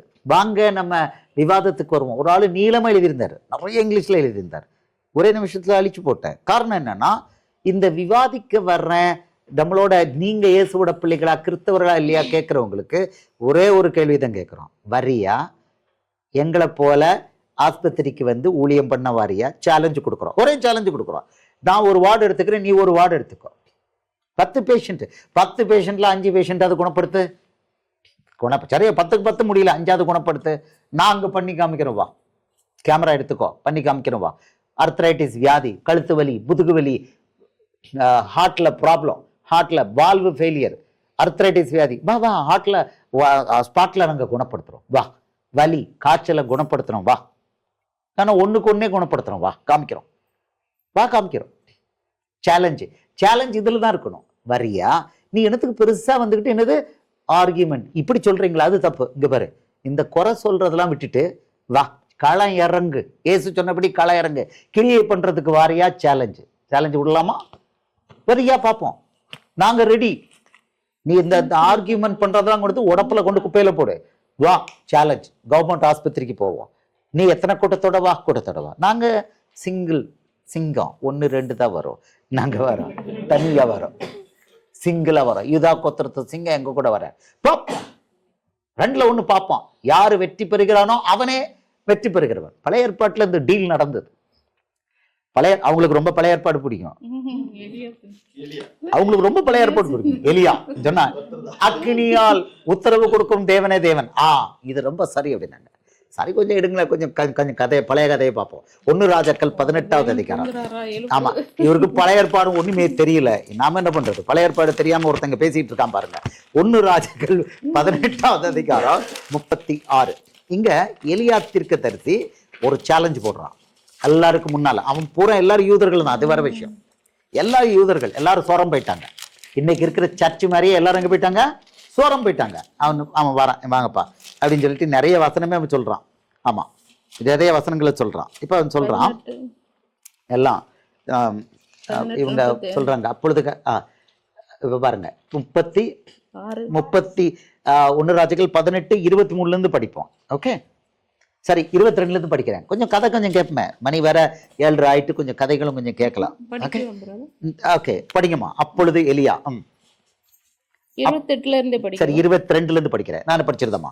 அப்பொழுது எலியா ஜனங்களை நோக்கி, கர்த்தரின் தீர்க்கதரிசிகளில் மீந்திருக்கிறவன் நான் ஒருவன். சிங்கிள் தான் போல தருது. நான் ஒருவன். பாகாலின் தீர்க்கதரிசிகளோ 450 பேர். பாகால் தீர்க்கதரிசி இவங்க யாரு? யூதர்கள், வெளியால் கிடையாது. அவங்க எல்லாம் பாகாலுக்கு தீர்க்கதரிசி ஆயிட்டாங்க. பழைய ஏற்பாட்டுக்கு தீர்க்கதரிசி நான் சொல்றேன், அவ்வளவு பேரும் பாகாலுடைய தீர்க்கதரிசிகள். நல்லா புரிஞ்சுக்கோங்க. சத்திய ஆவியானவர் இருக்கும்போது என்ன பண்ணுவாரு? சகல சத்தியத்துக்குள்ள வழி நடத்துவாரு. இயேசு சொன்னது அப்போஸ்தலர் 1:8 படி எனக்கு சாட்சிகளா இருப்பாங்க. அவர் சொல்லியிருக்காரு, இயேசுவுக்கு மட்டும் சாட்சி கொடுப்பாங்க. சகல சத்தியம்னா என்னது? சத்தியம் இயேசுடைய வசனம். பழைய ஏற்பாட்டில் இருக்கு சாட்சி கொடுக்கிறவன் பாகாலுடைய தீர்க்கதரிசி. சொல்றாரு 450 பேர். இப்பொழுதும் 2 காளைகளை எங்களிடத்தில் கொண்டு வரட்டும். ஒரு காளையை அவர்கள் தெரிந்து கொண்டு அதை சந்தாக துண்டித்து நெருப்பு போடாமல் விறகுகளின் மேல் வைக்க கடவர்கள். நான் மற்ற காளையை அப்படியே செய்து நெருப்பு போடாமல் விறகுகளின் மேல் வைப்பேன். நீங்கள் உங்கள் தேவனுடைய நாமத்தை சொல்லி கூப்பிடுங்கள். வாங்கயா ஆஸ்பத்திரிக்கு போவோம். வாங்கய்யா வாங்க ஆஸ்பத்திரிக்கு போவோம். ஒரு வார்டு உங்களுக்கு, ஒரு வார்டு எங்களுக்கு. இல்ல ஒரு பேஷண்ட் உங்களுக்கு, அடுத்த பேஷண்ட் எங்களுக்கு. உங்க தேவனை நீங்கள் கூப்பிடுங்கள். கர்த்தாவே கர்த்தாவே என்று கூப்பிடுங்க. ஆண்டவரே ஆண்டவரே என்று கூப்பிடுங்க. அப்புறம் வேற என்ன? கடவுளே கடவுளே என்று கூப்பிடுங்க. இறைவனே இறைவனே என்று கூப்பிடுங்க. உங்கள் தெய்வத்தை நீங்கள் கூப்பிடுங்க. முடிஞ்சா யெகோவாவை கூப்பிடுங்கள். முடிந்தால் உங்கள் பாஸ்டரையும் கூப்பிடுங்கள். எங்கள் பாஸ்டரின் நாமத்தில் வியாதியை குணப்படுத்துறாங்க. ஆமாமா, கூப்பிடுங்கள் கூப்பிடுங்கள். இங்க இருக்கு கூப்பிடுங்கள். அப்புறம் சொல்றான், நான் என்ன பண்ணுவேங்கிறான், நீங்கள் உங்களது தேவனுடைய நாமத்தை சொல்லி கூப்பிடுங்கள். நான் கர்த்தருடைய நாமத்தை சொல்லி கூப்பிடுவேன். அப்பொழுது அக்கினியினால் உத்தரவு அருளும் தெய்வமே தெய்வம் என்றான். அப்பதான்ப்பா யாருக்கு வியாதி குணமாகுதோ அதுதான் உண்மையான தெய்வம், அதுதான் உண்மையான ஊழியம்பா. அர்த்ரைட்டிஸ் வியாதி குணமாகணும், வலி போகணும், காலு கரெக்டா மடங்கி நீளணும். சேலஞ்சு பண்ணலாமே. என்ட்ரி லெவல் புள்ள குணப்படுத்துத. ஹார்ட் வால்வை என்ட்ரி லெவல் புள்ள இயேசுவின் நாமத்துல குணப்படுத்துது. 1 to 1 குணமாகுது. சேலஞ்ச் பண்றியா? வா. ஃபீவர் ஸ்பாட்ல குணமாகுது.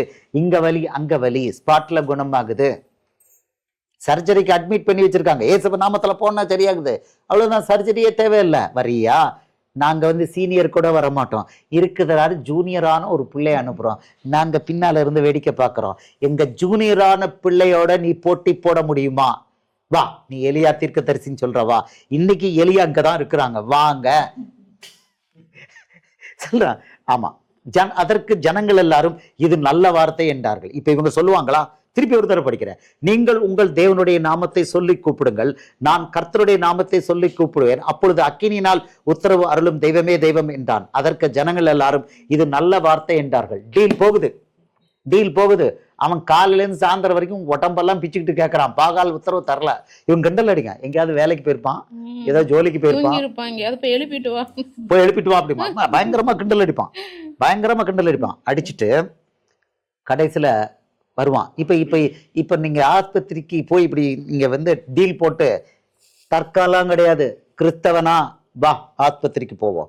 இப்ப என்ன ஆகும்? அவன் காலையில இருந்து சாயந்தரம் வர அவன் கர்த்தரின் நாமத்திலே வரவே மாட்டானுங்க. எங்க வருவானுங்க நினைக்கிறீங்களா? அன்னைக்காவது இந்த பயிலுக வந்தானுங்க, அன்னைக்கு இருந்தானுங்க, வேற வழி இல்லை, வந்தானுங்கல்ல, இருந்தானுங்க. இவங்க வருவாங்களா?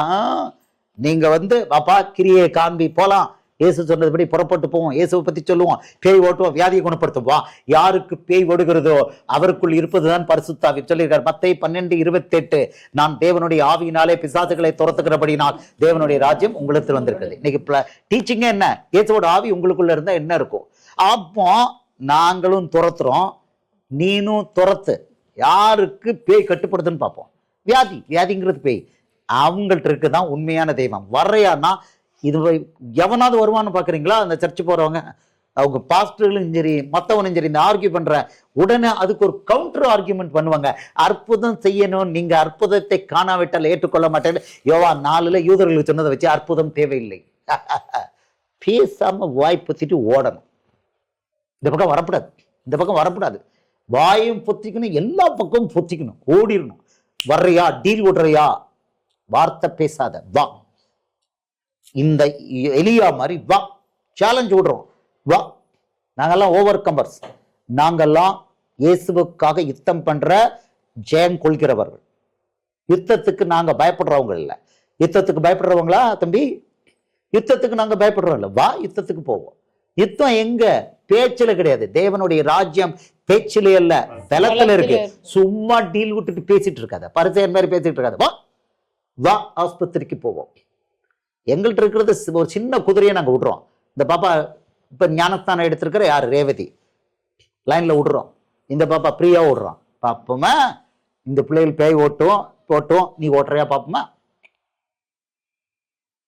யாருக்கு தேவன் பதில் கொடுக்கிறாரோ அங்க யாரு தேவனுக்கு பதில் கொடுக்கிறாரு? நெருப்பினால் அக்கினியினால் உத்தரவு அருளும் தெய்வமே தெய்வம். இங்க பேய் யாருக்கு ஓடுதோ, வியாதி யாருக்கு குணமாகுதோ அவங்களுக்குள்ள இருக்கிறதான் பரிசுத்தாவி. அப்ப மத்தவனுக்குள்ள இருக்கிறது பாகால், பேய். வரியா டெஸ்ட் பண்ணி பார்ப்போம். சீஷர்கள் இப்படி போட்டீங்கன்னா ஒரு வய உங்களுக்கு முன்னால் நிற்க மாட்டான், பேய் நிற்க மாட்டான். இந்த அங்க இருக்கு அவசனம். இப்ப என்னாச்சு? வரான். இப்படியா எல்லா தரமும் பண்ணாங்க. கடைசியில 36வது வசனம், 1 ராஜாக்கள் 18:36. அந்திபலி செலுத்தும் நேரத்திலே தீர்க்கதரிசியாய் எலியா வந்து, ஆபிரகாமுக்கும் ஈசாக்குக்கும் யாக்கோபுக்கும் தேவனாகிய கர்த்தாவே. இன்னைக்கு ஞானஸ்தான ஆராதனையில உங்களுக்கு சொல்லி கொடுத்தேன் தம்பி. அவர் பேர்ல அவன் சொல்றான், இந்த பேர்ல தான் பவர் ஒர்க் ஆச்சு. இன்னைக்கு இந்த பேர் ஒர்க் ஆகாது. ஏன்னா இவர் தான் சிலுவையில உயிரை கொடுத்துட்டாரு. இவர் பேரை மாத்தி இயேசுன்னு ஆக்கிட்டாரு. இப்ப போய் ஆபிரகாமுக்கும் ஈசாக்குக்கும் யாக்கோபுக்கும் தேவனேனா, ஓய் யாரடா நீ அப்படின்னு வரும்.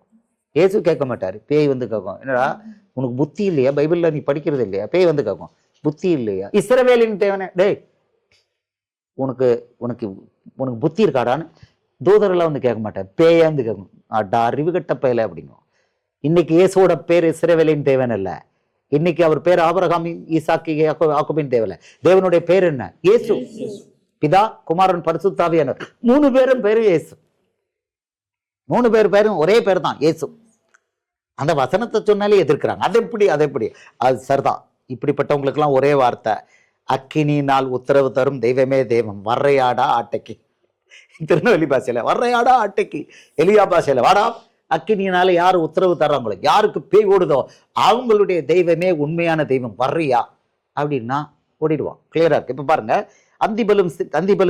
வலி செலுத்தும் நேரத்திலே தீர்க்கதரிசியா எலியா வந்து ஆபிரகாமுக்கும் ஈசாக்குக்கும் யாக்கோபுக்கும் தேவனாகிய கர்த்தாவே, இஸ்ரவேலிலே நீர் தேவன் என்றும் நான் உம்முடைய ஊழியக்காரன் என்றும் நான் இந்த காரியங்கள் எல்லாம் உம்முடைய வார்த்தையின்படி செய்தேன் என்றும் இன்றைக்கு விளங்க பண்ணும். கர்த்தாவே, நீர் தேவனாகிய கர்த்தர் என்றும் தேவரீர் தங்கள் இருதயத்தை மறுபடியும் திருப்பினீர் என்றும் இந்த ஜனங்கள் அறியும்படிக்கு என்னை கேட்டருளும் என்றான். அவன் காலையிலிருந்து சாயந்தரம் வரை அடிச்சுக்கிட்டு இருக்கான், ஒர்க் ஆகல, பாகால் பதில் தரல. இப்ப அவன் கேட்ட உடனே அப்பொழுது கர்த்தரிடத்திலிருந்து அப்படின்னா வானத்திலிருந்து அக்கினி இறங்கி அந்த சர்மாங்க தகன பலியையும் விறகுகளையும் கற்களையும் மண்ணையும் பட்சித்து வாய்க்காலில் இருந்த தண்ணீரையும் நக்கி போட்டது. எதெல்லாம் பட்சித்துதான் அந்த பலி, சந்தா வெட்டி வச்சன காளை, அது அடுத்தது விறகுகள், கற்கள், மண்ணு, வாய்க்காலில் இருந்த தண்ணி, அவ்வளவுமே காணும். டிஸப்பியர்ட். பவர், இயேசுவுடைய பவர். இப்ப நீங்க கட்டளை போடும்போது அப்பா என்னை விட்டுரு, ரேவதி என்னை விட்டுரு, நான் ஓடுறேன் ஒன்னும் சொல்லாத, நான் ஓடுறேன், சத்தம் காட்டாம ஓடி இயேசுவின் நாமத்துல நான் போயிட்டேன், அவ்வளவுதான். வியாதி குணமாகுது. இதான் நடக்குது இன்னைக்கு. பிரியாமகா போறா, நடக்குது. சின்ன பிள்ளைகள் போய் அடிக்கிறாங்க, பேய் விரட்டுறாங்க, பெரியவங்க இல்ல, சின்ன பிள்ளைகளும் விரட்டுறாங்க. இதான். அப்போ ஜனங்கள் எல்லாரும் இதை கண்ட பொழுது முகங்குப்புற விழுந்து கர்த்தரே தெய்வம் என்றார்கள். பழைய ஏற்பாட்டுல என்ன இருக்குங்க? சேலஞ்சு விடுறியா, வா இன்னைக்கு புதிய ஏற்பாட்டு மெத்தட்ல இதே தான். யாருடைய குரலுக்கு இயேசு பரலோகம் பதில் கொடுக்குதோ, யாருடைய குரலுக்கு பேய் ஓடுதோ, வியாதி குணமாகுதோ, அவங்களுக்குள்ள இருக்கிறவர் தான் ஒரிஜினல் இயேசு. ஆமென் சொல்லுவோமா? ஒன்னால இதை செய்ய முடியலன்னா பேசாம வாயை பொத்திக்கிட்டு டெக்ஸ்ட் போடக்கூடாது, கையும் டெக்ஸ்ட் போடக்கூடாது, கண்டபடி டெக்ஸ்ட் போடக்கூடாது, ஓடி போகணும். இதுதான் ஓடி போகணும். அன்னைக்கு அந்த பாகால் தீர்க்கதரிசிகளை என்ன பண்ணினா ஒத்தாளு 700 பேரை வெட்டினான். ஒத்தாளு. இப்ப இவங்கெல்லாம் பழைய ஏற்பாடை மகிமைப்படுத்துறாங்க. ஒரே ஒரு மனுஷன் எலியா 700 பாகால் தீர்க்கதரிசிகளை அன்னைக்கு வெட்டி கொண்டு போட்டான். ஒருத்தனையும் விடாதன்ட்டான், பிடிச்சி வச்சு அவ்வளவு கொண்டு போட்டான். எல்லாரும் யூதர்கள் தான். இன்னைக்கு நீங்களும் நானும் அதை பண்ண வேண்டாம். இந்த போட்டியில யாரெல்லாம் நிற்கிறாங்களோ அவங்க விளையாட அவர் பார்த்துப்பாரு. மரம் திரும்பணும், இல்லைன்னா அவர் வேலையை பண்ணுவார். ஓகே, ஸோ இப்போ நீங்க பார்த்துக்கிட்டீங்க. இப்போ மறுபடியும் வருவோம். அவருடைய பிதாக்கு முன்னால குமாரன், யாருக்கு முன்னால தேவதூதர்கள் முன்னால அறிக்கை பண்ணுவார்னு சொல்லி அந்த வசனத்தை நம்ம பார்த்துட்டோம். இப்போ அடுத்தது 6வது சபைக்கு நம்ம பார்க்குறோம். 6வது சபை பிலதெல்பியால இதெல்லாம் பார்த்துக்கிட்டு இருந்தோம். என் தேவனுடைய நாமத்தையும் நகரத்தின் நாமத்தையும் என் புதிய நாமத்தையும் அவன் மேல் எழுதுவேன் சொல்லிட்டார். வெளிப்படுத்தல் 3:12. இப்ப கடைசி சபை லவோதிக்கே சபை. கடைசி சபையை பத்தி என்ன சொல்றாரு? 21 சொல்றாரு, நான் ஜெயங்கொண்டு என் பிதாவினுடைய சிங்காசனத்தில் அவருடைய கூட உட்கார்ந்தது போல ஜெயம் கொள்ளுகிறவன் எவனோ அவனும் என்னுடைய சிங்காசனத்தில் என்னோட கூட உட்காரும்படி அருள் செய்வேன். எல்லாரும் ஆமென் சொல்லுவோமா? இவ்வளவு பவர். அப்ப இவ்வளவும் 7 சபைகளுக்கும் அவர் சொல்ற ஒரு வார்த்தை, ஆவியானவர் சபைன்னு சொல்லல, சபைகளுக்கு சொல்கிறதை காதுள்ளவன் கேட்க கடவன். நம்பர் 1, சத்தியத்தை கேட்கறதுக்கு கடைசி நாட்கள்ல காது இருக்காது. சத்தியத்துக்கு மட்டும் கேட்க மாட்டான். உங்க மத்தை மார்க்லுக்கவன் சொல்லுவாங்க.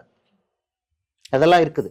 இயேசுவோட வசனத்தை நிராகரிக்கிறது, அது கேட்க மாட்டாங்க. இயேசுவோட வசனம் செவித்தின உள்ளவர்களாகின்னு சொன்னார். 2 தீமோத்தேயு 4வது அதிகாரம் 3-4. ஏனென்றால் அவர்கள் ஆரோக்கியமான உபதேசத்தை பொறுக்க மனதில்லாமல் செவித்தின உள்ளவர்களாகி சத்தியத்துக்கு விலகி கட்டுக்கதைகளுக்கு சாய்ந்து போகும் காலம் வரும். கதைகளை தான் கேட்பாங்க. சத்தியம்னா என்னது? இயேசுவோட வசனம். யோவான் 14:6, நானே வழியும் சத்தியமும் ஜீவனுமா இருக்கிறேன். யோவான் 17:17, உம்முடைய சத்தியத்தினாலே அவர்களை பரிசுத்தமாக்கும், உமது வசனமே சத்தியம். இயேசு பேசின வசனம் யாருடைய வசனம்? பிதாவுடைய வசனம். இயேசு வாய் திறந்து பேசின வசனத்துக்கு பேர் தான் சத்தியம். கிருபையும் சத்தியமும் இயேசு கிறிஸ்து மூலமாய் உண்டாயின. யோவான் 1:17. கண்டெஸ்ட் பண்றாங்க. பழைய ஏற்பாட்டுல கிருபை இருக்குன்னு கண்டெஸ்ட் பண்றாங்க, பழைய ஏற்பாட்டுல சத்தியம் இருக்குன்னு கண்டெஸ்ட் பண்றாங்க. அப்படின்னா அர்த்தம் என்னன்னா, இந்த வேதம், புதிய உடன்படிக்கை வேதத்தை இயேசுவை மறுதளிக்கிறாங்க. வசனம் அங்க இருக்கு, கிருபையும் சத்தியம் இயேசு கிறிஸ்து மூலமாய் உண்டாயிட்டுனா அதை கேள்வி கேட்கிறவன் ஒரே ஒருத்தன் தான் கேட்பான், பேய், லூசிபர். அவங்களுக்குள்ள அந்த ஆவி இருக்கு. பழைய ஏற்பாட்டுல சத்தியம் கிடையாதுன்னு இங்க சொல்லியிருக்கிறாரு. அப்படின்னா அதான் உண்மை. இயேசுதான் சத்தியம். பழைய ஏற்பாட்டுல இந்த சத்தியம் கிடையாது. அது விடுதலையாக்காது. யோவான் 8:31-32. இயேசு தம்மை விசுவாசித்த யூதர்களை நோக்கி, நீங்கள் என் உபதேசத்தில் நிலைத்திருந்தால் மெய்யாகவே என் சீஷராயிருப்பீர்கள், சத்தியத்தை அறிவீர்கள், சத்தியம் உங்களை விடுதலையாக்கும். இந்த சத்தியம் பழைய ஏற்பாட்டுல இல்லைன்னு யோவான் 1:17 சொல்றாங்க. ஆனா அங்க இருக்குன்னு 4 வசனத்தை அங்கிருந்து எடுத்துட்டு ப்ரூவ் பண்றாங்கன்னா இவங்களுக்கு உள்ள இருக்கிறது என்ன ஆகுனா ஸ்ட்ரெயிட்டா சொல்லலாம், கிரியை கிடையாது, பேய் கிரியை கிடையாது. இவங்கள்ட்ட எல்லாத்தையும் காமன் டினாமினேட்டர் பார்க்கலாம். இவங்க புறப்பட்டு போறது கிடையாது. ஏழைகளுக்கு ஏதாவது ஒண்ணு பண்ணுவாங்களா? மிகவும் சிறியவனாக ஒருவனுக்கு எதை செய்தீர்களோ அதை எனக்கே செய்தீர்கள், எதை செய்யலோ எனக்கே செய்யல. மத்தேயு 25:45 சொல்றாரு, மிகவும் சிறியவனாகிய ஒருவனுக்கு நீங்கள் எதை செய்யாதிருந்தீர்களோ அதை எனக்கே செய்யாதிருந்தீர்கள் என்று மெய்யாகவே மெய்யாகவே உங்களுக்கு சொல்கிறேன். போங்க நரகத்துக்கு அப்படிங்கிறார். கிளியரா சொல்றாரு, போங்க நரகத்துக்குன்னு. இவங்களுக்கு கிரியை ஒன்றும் கிடையாது. ஒன்றும் இந்த இயேசுக்கு ஒன்றும் கொடுக்கறது இல்லை. போய் ஏழைக்கு 4 பேருக்கு கொடுக்க மாட்டாங்க. இப்போ நீங்களும் நானும் போகிறோம், ஏழைகளை பற்றி கவலை இல்லை. எவ்வளோ ஸ்மெல் அடிச்சுக்கிட்டு இருந்தாலும் அவங்க காலை பிடிக்கிறோம், பாதத்தை பிடிக்கிறோம், நமக்கு ஒன்றும் கவலை இல்லை. புண்ணு அவ்வளோ இருந்தாலும் கை வைக்கிறோம், வச்சு ஜெபம் பண்ணுறோம். ஏதோ அவன் செய்ய துவங்கினான்னா அவன் இயேசுவுக்கு விரோதமாக பேச மாட்டான், இயேசுடைய வசனத்துக்கு விரோதமாக பேச மாட்டான். சத்தியம் பழைய ஏற்பாட்டில் இருக்கு சொல்ல மாட்டான், கிருபை பழைய ஏற்பாட்டில் இருக்கு சொல்ல மாட்டான்.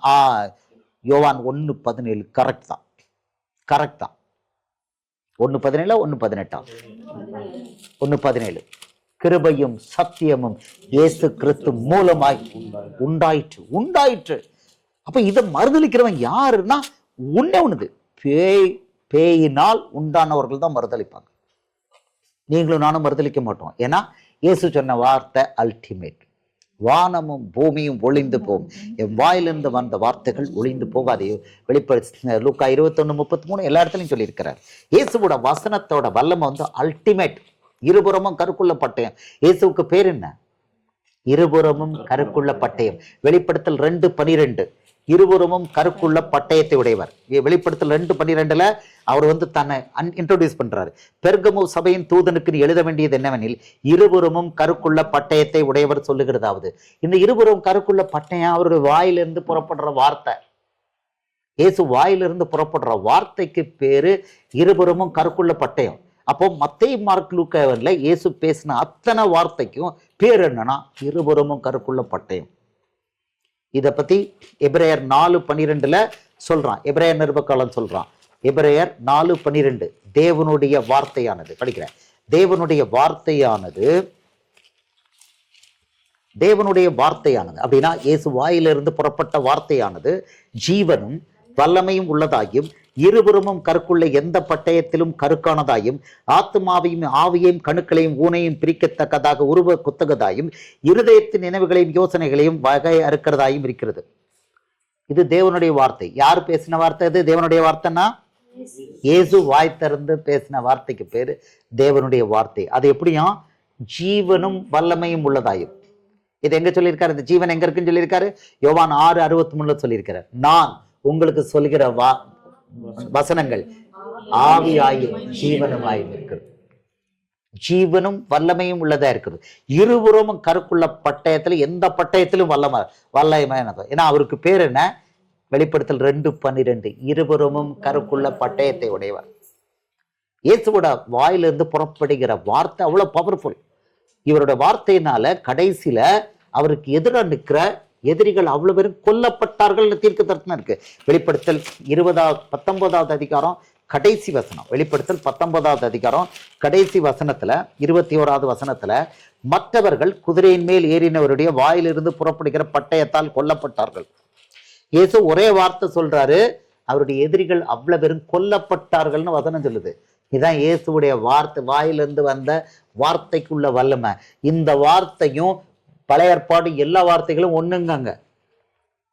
அது அவரே சொல்லல. அப்போ நமக்கு தெரியுது ஓவர் கமர். நம்பர் 1 நம்ம சோதனையில என்ன பண்ணணும்? சோதனையில இயேசுவை பிடிச்சுக்கிட்டு பிசாசுக்கு எதிர்த்து நிற்கணும். அவன் சோதனைக்காரன். அவன் பெர்மிஷன் ரைட் ராயலா அவனுக்கு பெர்மிஷன் கொடுத்துருக்காரு, என் பிள்ளைய சோதி. ஏன்னா சோதிச்சாதான் என்ன வரும்? அந்த பிள்ளை வளரும். சோதிச்சாதான் பிள்ளை வளரும், அந்த பிள்ளைக்கு வரங்களை கொடுக்க முடியும். சோதிச்சா மட்டும்தான் அடுத்து என்ன நடக்கும்னா அந்த பிள்ளை விலைக்கு போகாது. நல்லா புரிஞ்சுக்கோங்க. இயேசுவுக்காக எல்லாரும் கவனமா கேளுங்க. இயேசுவுக்காக சோதிக்கப்பட்டு வெற்றி பெற்ற பிள்ளைய என்ன பண்ண முடியாது? விலைக்கு வாங்க முடியாது. ஏன்னா அந்த சோதனை காலத்துல அந்த பிள்ளை பின்வாங்கி போகலை. அதுதான் டெஸ்ட். இப்போ அந்த மாதிரி பின்வாங்கி போகாத பிள்ளை காசுக்கு பிசாசுக்கு விலை போகாது. டெஸ்ட். ஆனா அப்படியே ஒரு சில ஆளுகளை விலைக்கு போயிட்டாங்க, அது வேற விஷயம். பட் மோஸ்ட்லி இதை டெஸ்ட் பண்றதுக்கு என்னன்னா, இவன் காசுக்காக பயமுறுத்தலுக்கு விலைக்கு போவானா இல்லையா. ஏன்னா இந்த வல்லமை என்னது? போர்டு போட்டுருவாங்க. அர்த்ரைட்டிஸ் வியாதிக்கு இங்கு குணப்படுத்தப்படும். உங்களுக்கு நீங்க டாக்டரா, நீங்க கவர்மெண்ட் ஆபீசரா இருந்தால் உங்களுக்கு 10,000 ரூபாய், நீங்க அக்ரிகல்ச்சரல் என்றால் 1000 ரூபாய், குடும்ப தலைவிகள் என்றால் 2000 ரூபாய் வேலை போட்டுருவாங்க, போர்டு போட்டுருவாங்க. ஏன்னா பவரை கொடுத்தாருன்னா ஈஸியா எடுக்க மாட்டாரு. ஆமா, வாங்க ஹார்ட்ல வால்வுக்கு குணப்படுத்திக்கிறோம். டாக்டர்ஸ் வெளியே 5 லட்சம் ரூபாய் கேட்டால் இங்க 1 லட்சம் ரூபாய் கொடுங்கள், உங்களுடைய ஹார்ட் வால்வுகளை நாங்கள் குணப்படுத்திக்கிறோம். போர்டு போட்டுற மாட்டானுங்க இந்த பயலுக. ஸோ அதனால அவர் என்ன பண்றாரு, இந்த பவர்லாம் கொடுக்கறதுக்கு முன்னால இவன் நம்ம ஆளா போடு பிசாசே, நீ அவனை நல்லா போட்டு தள்ளு, கொஞ்சம் டெஸ்ட் பண்ணு. அவரு டெஸ்ட் பண்ணும்போது சாகுன்னா சொல்றாரு, சாகுன்னா சொல்றாரு. 1 கொரிந்தியர் 11வது அதிகாரம் 13வது வசனத்துல பவுல் சொல்றான், இன்னைக்கு மகா கேள்வி கேட்ட தொமன்னு உழுது. என்னம்மா கவிதா மகளை? 1 கொரிந்தியர் 13வது அதிகாரம் எடுங்க மகளை. அவர் 11வது அதிகாரம் அவர் சொல்றாரு, எப்படி கொடுக்குறாராம்? அதாவது சோதனையோட 10 தான். 10வது அதிகாரம் 13வது வசனம், 10-13 மன்னிச்சுக்கோங்க. 1 கொரிந்தியர் 10-13. மனுஷருக்கு நேரிடுகிற சோதனையே அல்லாமல் வேறே சோதனை உங்களுக்கு நேரிடவில்லை. இப்ப கேரண்டி கொடுக்குறாரு. உலகத்துல உள்ள மற்ற மனுஷருக்கு என்ன சோதனை வருதோ அந்த அளவுக்கு மட்டும்தான் சோதனை, அதுக்கு மேல கிடையாது. கேரண்டி கொடுத்துட்டாரு. உலகத்துல மற்ற மனுஷனுக்கு என்ன சோதனை வருதோ அவ்வளவுதான் லிமிட், அதுக்கு மேல கிடையாது. ரைட்? கேரண்டி கொடுத்தாச்சு. அடுத்தது சொல்றாரு, தேவன் உண்மையுள்ளவராய் இருக்கிறார். செம ஸ்டேட்மெண்ட். God is faithful. தேவன் அப்படின்னா இந்த பைபிள்ல உள்ள அவர் வாய் திறந்து பேசின வசனத்துக்கு எல்லாம் அவர் கேரண்டி கொடுக்கிறார். கேரண்டி. தேவன் உண்மையுள்ளவராய் இருக்கார். எப்படி இருப்பாரா? உங்கள் திராணிக்கு மேலாக நீங்கள் சோதிக்கப்படுவதற்கு அவர் இடம் கொடாமல். எப்படி? எப்படி? உங்கள் திராணிக்கு மேலாக நீங்கள் சோதிக்கப்படுவதற்கு இடம் கொடாமல் சோதனையோடு கூட அதற்கு தப்பிக்கொள்ளும்படியான போக்கையும் உண்டாக்குவார். அப்போ நமக்கு தப்பிக்கொள்ற போக்கு கண்ணுக்கு தெரிய மாட்டேங்குது கவிதா மகளை. இது கேரண்டீடு, இது கேரண்டீட். இந்த சோதனையில வெற்றி பெறணும். ஆமா, பவுல் சொல்றான், நீங்க சோதிக்கிறதுக்கு வரமாட்டீங்க, நாங்கெல்லாம் சோதிக்கிறதுக்கு எங்களை இடம் கொடுத்தவங்க, நீங்க சோதிக்கு தூரமா ஓட மாட்டீங்கன்னு நான் நம்புறேங்கிறான். ஆமா, இப்போ வெளிப்படுத்தின விசேஷத்துல அவர் கொடுக்குறாரு, ஒரு எச்சரிக்கை கொடுக்குறாரு. என்ன எச்சரிக்கை கொடுக்குறாரு? கடைசி சபைக்கு வெளிப்படுத்தல் 3வது அதிகாரம் வாங்க, ஒரு எச்சரிக்கை கொடுக்குறாரு. இந்த கூட்டம் எப்படின்னா, சோதிக்கிறதுக்கு நான் வரமாட்டேன், நான் எப்போதுமே கைச வைக்கிற பிள்ளையா இருப்பேன் அப்படிங்கிறார். சொல்றாரு வெளிப்படுத்தின விசேஷம் 3வது அதிகாரம் 16-17. இப்படி நீ குளிருமின்றி அனலுமின்றி வெதுவெதுப்பாய் இருக்கிறபடினால் உன்னை என் வாய் நின்று வாந்தி பண்ணி போடுவேன். ஃபர்ஸ்ட் சொல்லிட்டார், நீ நிர்பாக்கியம் உள்ளவனும் பரிதபிக்கப்படத்தக்கவனும் தரித்திரனும் குருடனும் நிர்வாணமாய் இருக்கிறதை அறியாமல் நான் ஐஸ்வர்யவான் என்றும் திரவிய சம்பன்னன் என்றும் எனக்கு ஒரு குறையும் என்று சொல்லுகிறபடினால் சொல்லிட்டு சொல்றாரு, நான் நீ ஐஸ்வர்யவான் ஆகும்படிக்கு நெருப்பிலே புடமிடப்பட்ட பொன்னையும் என்கிட்ட வாங்குங்கிறார். இதை நீ வாங்கணும். ஃபர்ஸ்ட் என்ன சொல்றாரு? நெருப்புல புடமிடப்பட்ட பொண்ணை வாங்கிக்க வேண்டாங்கிறார். அப்படின்னு அர்த்தம் என்ன? 1 பேதுரு 1:7 பொன்னானது, ஆமா, கழிந்து போகிற பொன் அக்கினினாலே சோதிக்கப்படுவது. அதை விட விசேஷித்த உங்களுடைய விசுவாசம் சோதிக்கப்படுறது நீங்க இல்ல, நான் இல்ல, நம்மளுடைய விசுவாசம், உங்களுடைய என்னுடைய விசுவாசம். சொல்றாரு, அப்பா என்கிட்ட நெருப்புல புடமிடப்பட்ட பொண்ணை வாங்குனா சோதிக்கிறதுக்கு இடம் கொடுங்கிறார். கடைசி கால சபை சோதிக்கிறதுக்கு இடம் கொடு, உன்னை நான் சோதிக்கிறதுக்கு. இவன் இன்னும் என்ன நிலையில இருக்கிறான்? எனக்கு உலக ஆசீர்வாதம், இயேசு கிட்ட வந்தா வீடு கிடைக்கும், வாசல் கிடைக்கும், கொடுப்பாங்க. நீங்க கர்த்தருக்கு இவ்வளவு கொடுங்க, நீங்க விதைங்க, இந்த சர்ச்சில் கர்த்தருக்கு விதைங்க. இது களவாணித்தனம். கர்த்தருக்கு விதைங்கன்னு சொல்லிட்டு பணத்தை அவனுக்கு போட சொல்றாங்க. விதைக்கிறது என்ன? விதைக்கிறவன் மார்க்கு 4:14 வசனத்தை விதைக்கிறான். என்ன வசனம்? லூக்கா 8:11 தேவ வசனம், இயேசுவோட வசனத்தை விதைக்கணும். விதைனாலே தேவனுடைய வசனம், இயேசுவோட வசனம். இவன் விதை எங்களுக்கு சர்ச்சில் விதை எங்களுக்கு, எனக்கு விதைன்னு சொல்ல வேண்டியதானே, எனக்கு வாக்கரிசி குடு சொல்ல வேண்டியதானே. அப்படி விட்டுப்புட்டு கர்த்தருக்கு விதை பொய் கொடுத்தா உனக்கு 1000 மடங்கு கொடுப்பாரு. வானத்தின் பலகனியை திறந்து கொடுப்பாரு. அத்தனை பேரும் கடன்ல இருக்கான். சர்ச்சு போனா அத்தனை பேரும் கடன்ல இருக்கான். ஆமிக்கு குலுக்கி கடத்துல எப்படி இருக்கிறோம், கடன் 10 மடங்கு இருக்கு. சர்ச்சு போற அவ்வளோ இருக்கும் கடன் அப்படி தலைக்கு மேல நிக்குது. ஏன்னா அவங்க என்ன எதிர்பார்க்கிறாங்க, அவங்க உலக ஆசீர்வாதத்தை எதிர்பார்க்கிறாங்க. ஏசு உலக ஆசீர்வாதத்தை என்ன தருவன்னார், அவர் தரன் இருக்கிறாரு. மத்தேயு 6:33 முதலாவது தேவனுடைய ராஜ்யத்தையும் அவருடைய நீதியும் தேடுங்கள், அப்பொழுது இவைகள் எல்லாம் உங்களுக்கு கூட கொடுக்கப்படும். வீடு வாசல் எல்லாம் கூட கொடுக்கப்படுங்கிறாரு. நீ எனக்கு வீடு வாசல் கிடைக்கும் ஏசு விட்டு வந்தானா கிடைக்கிறது கிடைக்கும், நிறைய கடன் கிடைக்கும். வீட்டுக்காரன் வீட்டுக்கு வந்து நிற்பான். பேங்க் பிரைவேட் அத்தனை பேர் வீட்டுக்காரன் வந்து வீட்டுல வந்து நிற்பான். ஒவ்வொரு பேர்ல இஎம்ஐ பேய்னால பிடிக்கப்பட்டிருப்பேன்னு சொல்றாங்க. அப்போ இன்னைக்கு அவங்க இருக்கிறாங்க இப்படி.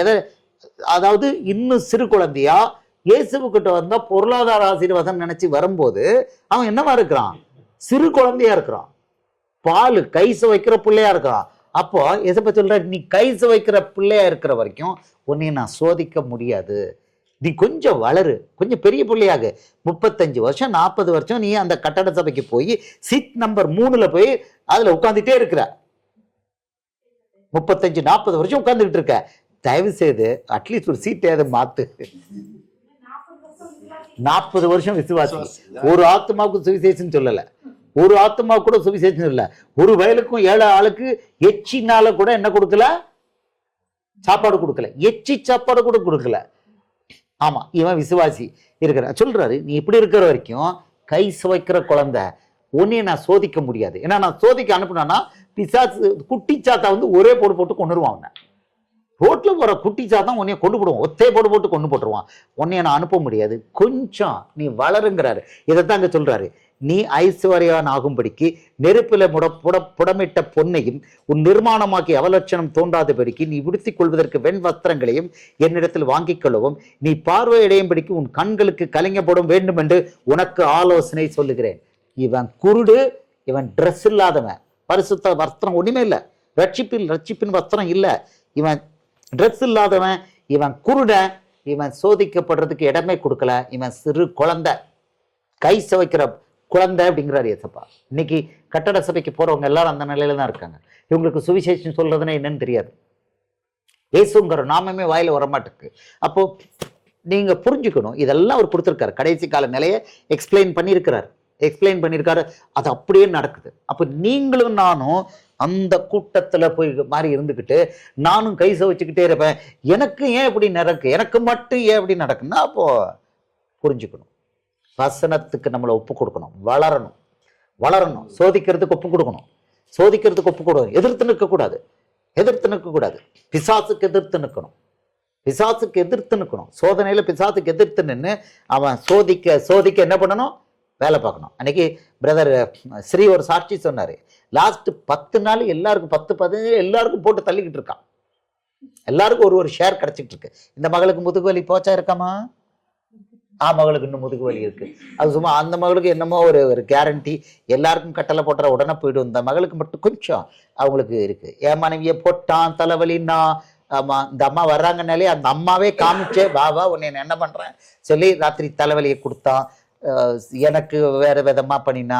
ஜெரால்டு பிரதருக்கு ஒத்த கண்ணு வீங்கி இப்ப சரியாயிடுச்சு, அந்த வலியெல்லாம் போயிடுச்சு. ஆனா இன்னும் கொஞ்சம் வீக்க இருக்கு, வலியெல்லாம் போயிடுச்சு. இவருக்கு பல்ல உடைச்சான். அவர் சொல்றாரு, நான் மேட்டர் இந்த மகளுக்கு குரலே போச்சு, இந்த இருக்கா பின்னால பான மகா. அப்ப நம்ம சீசர்களுக்கெல்லாம் இன்னைக்கு ஒரு அன்பான அட்டாக் போய்கிட்டு இருக்கு.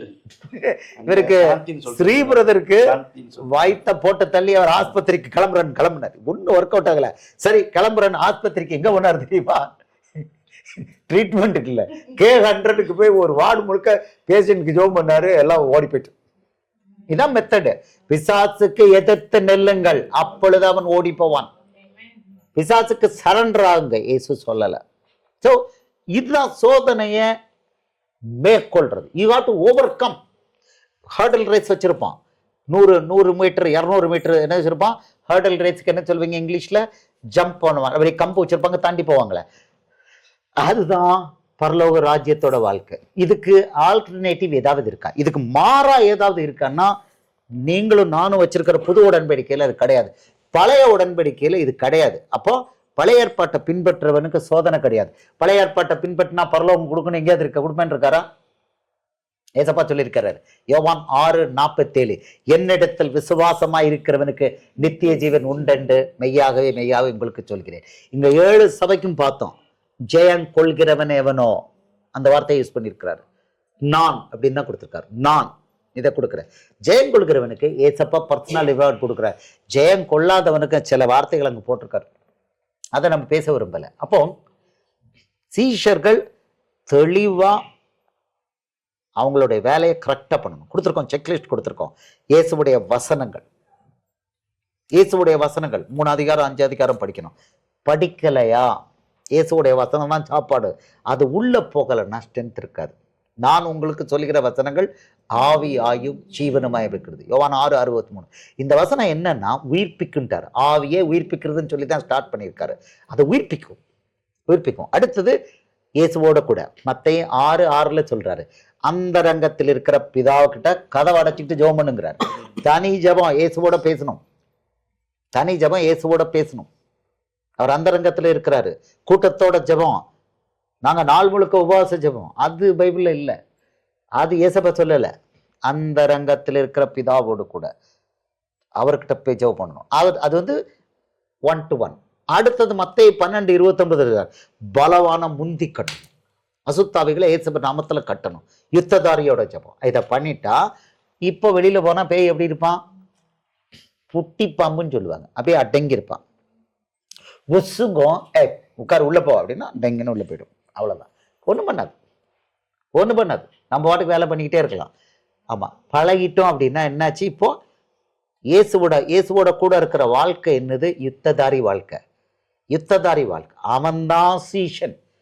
எபேசியர் 6வது அதிகாரம் 12வது வசனத்துல பவுல வச்சு சொல்லியிருக்கிறார், ஏனெனில் மாம்சத்தோடும் இரத்தத்தோடும் அல்ல, துரைத்தனங்களோடும் அதிகாரங்களோடும் இப்பிரபஞ்ச அந்தகார லோகாதிபதிகளோடும் வானமண்டல பொல்லாத ஆவிகளின் சேனைகளோடும் நமக்கு போராட்டம் உண்டு.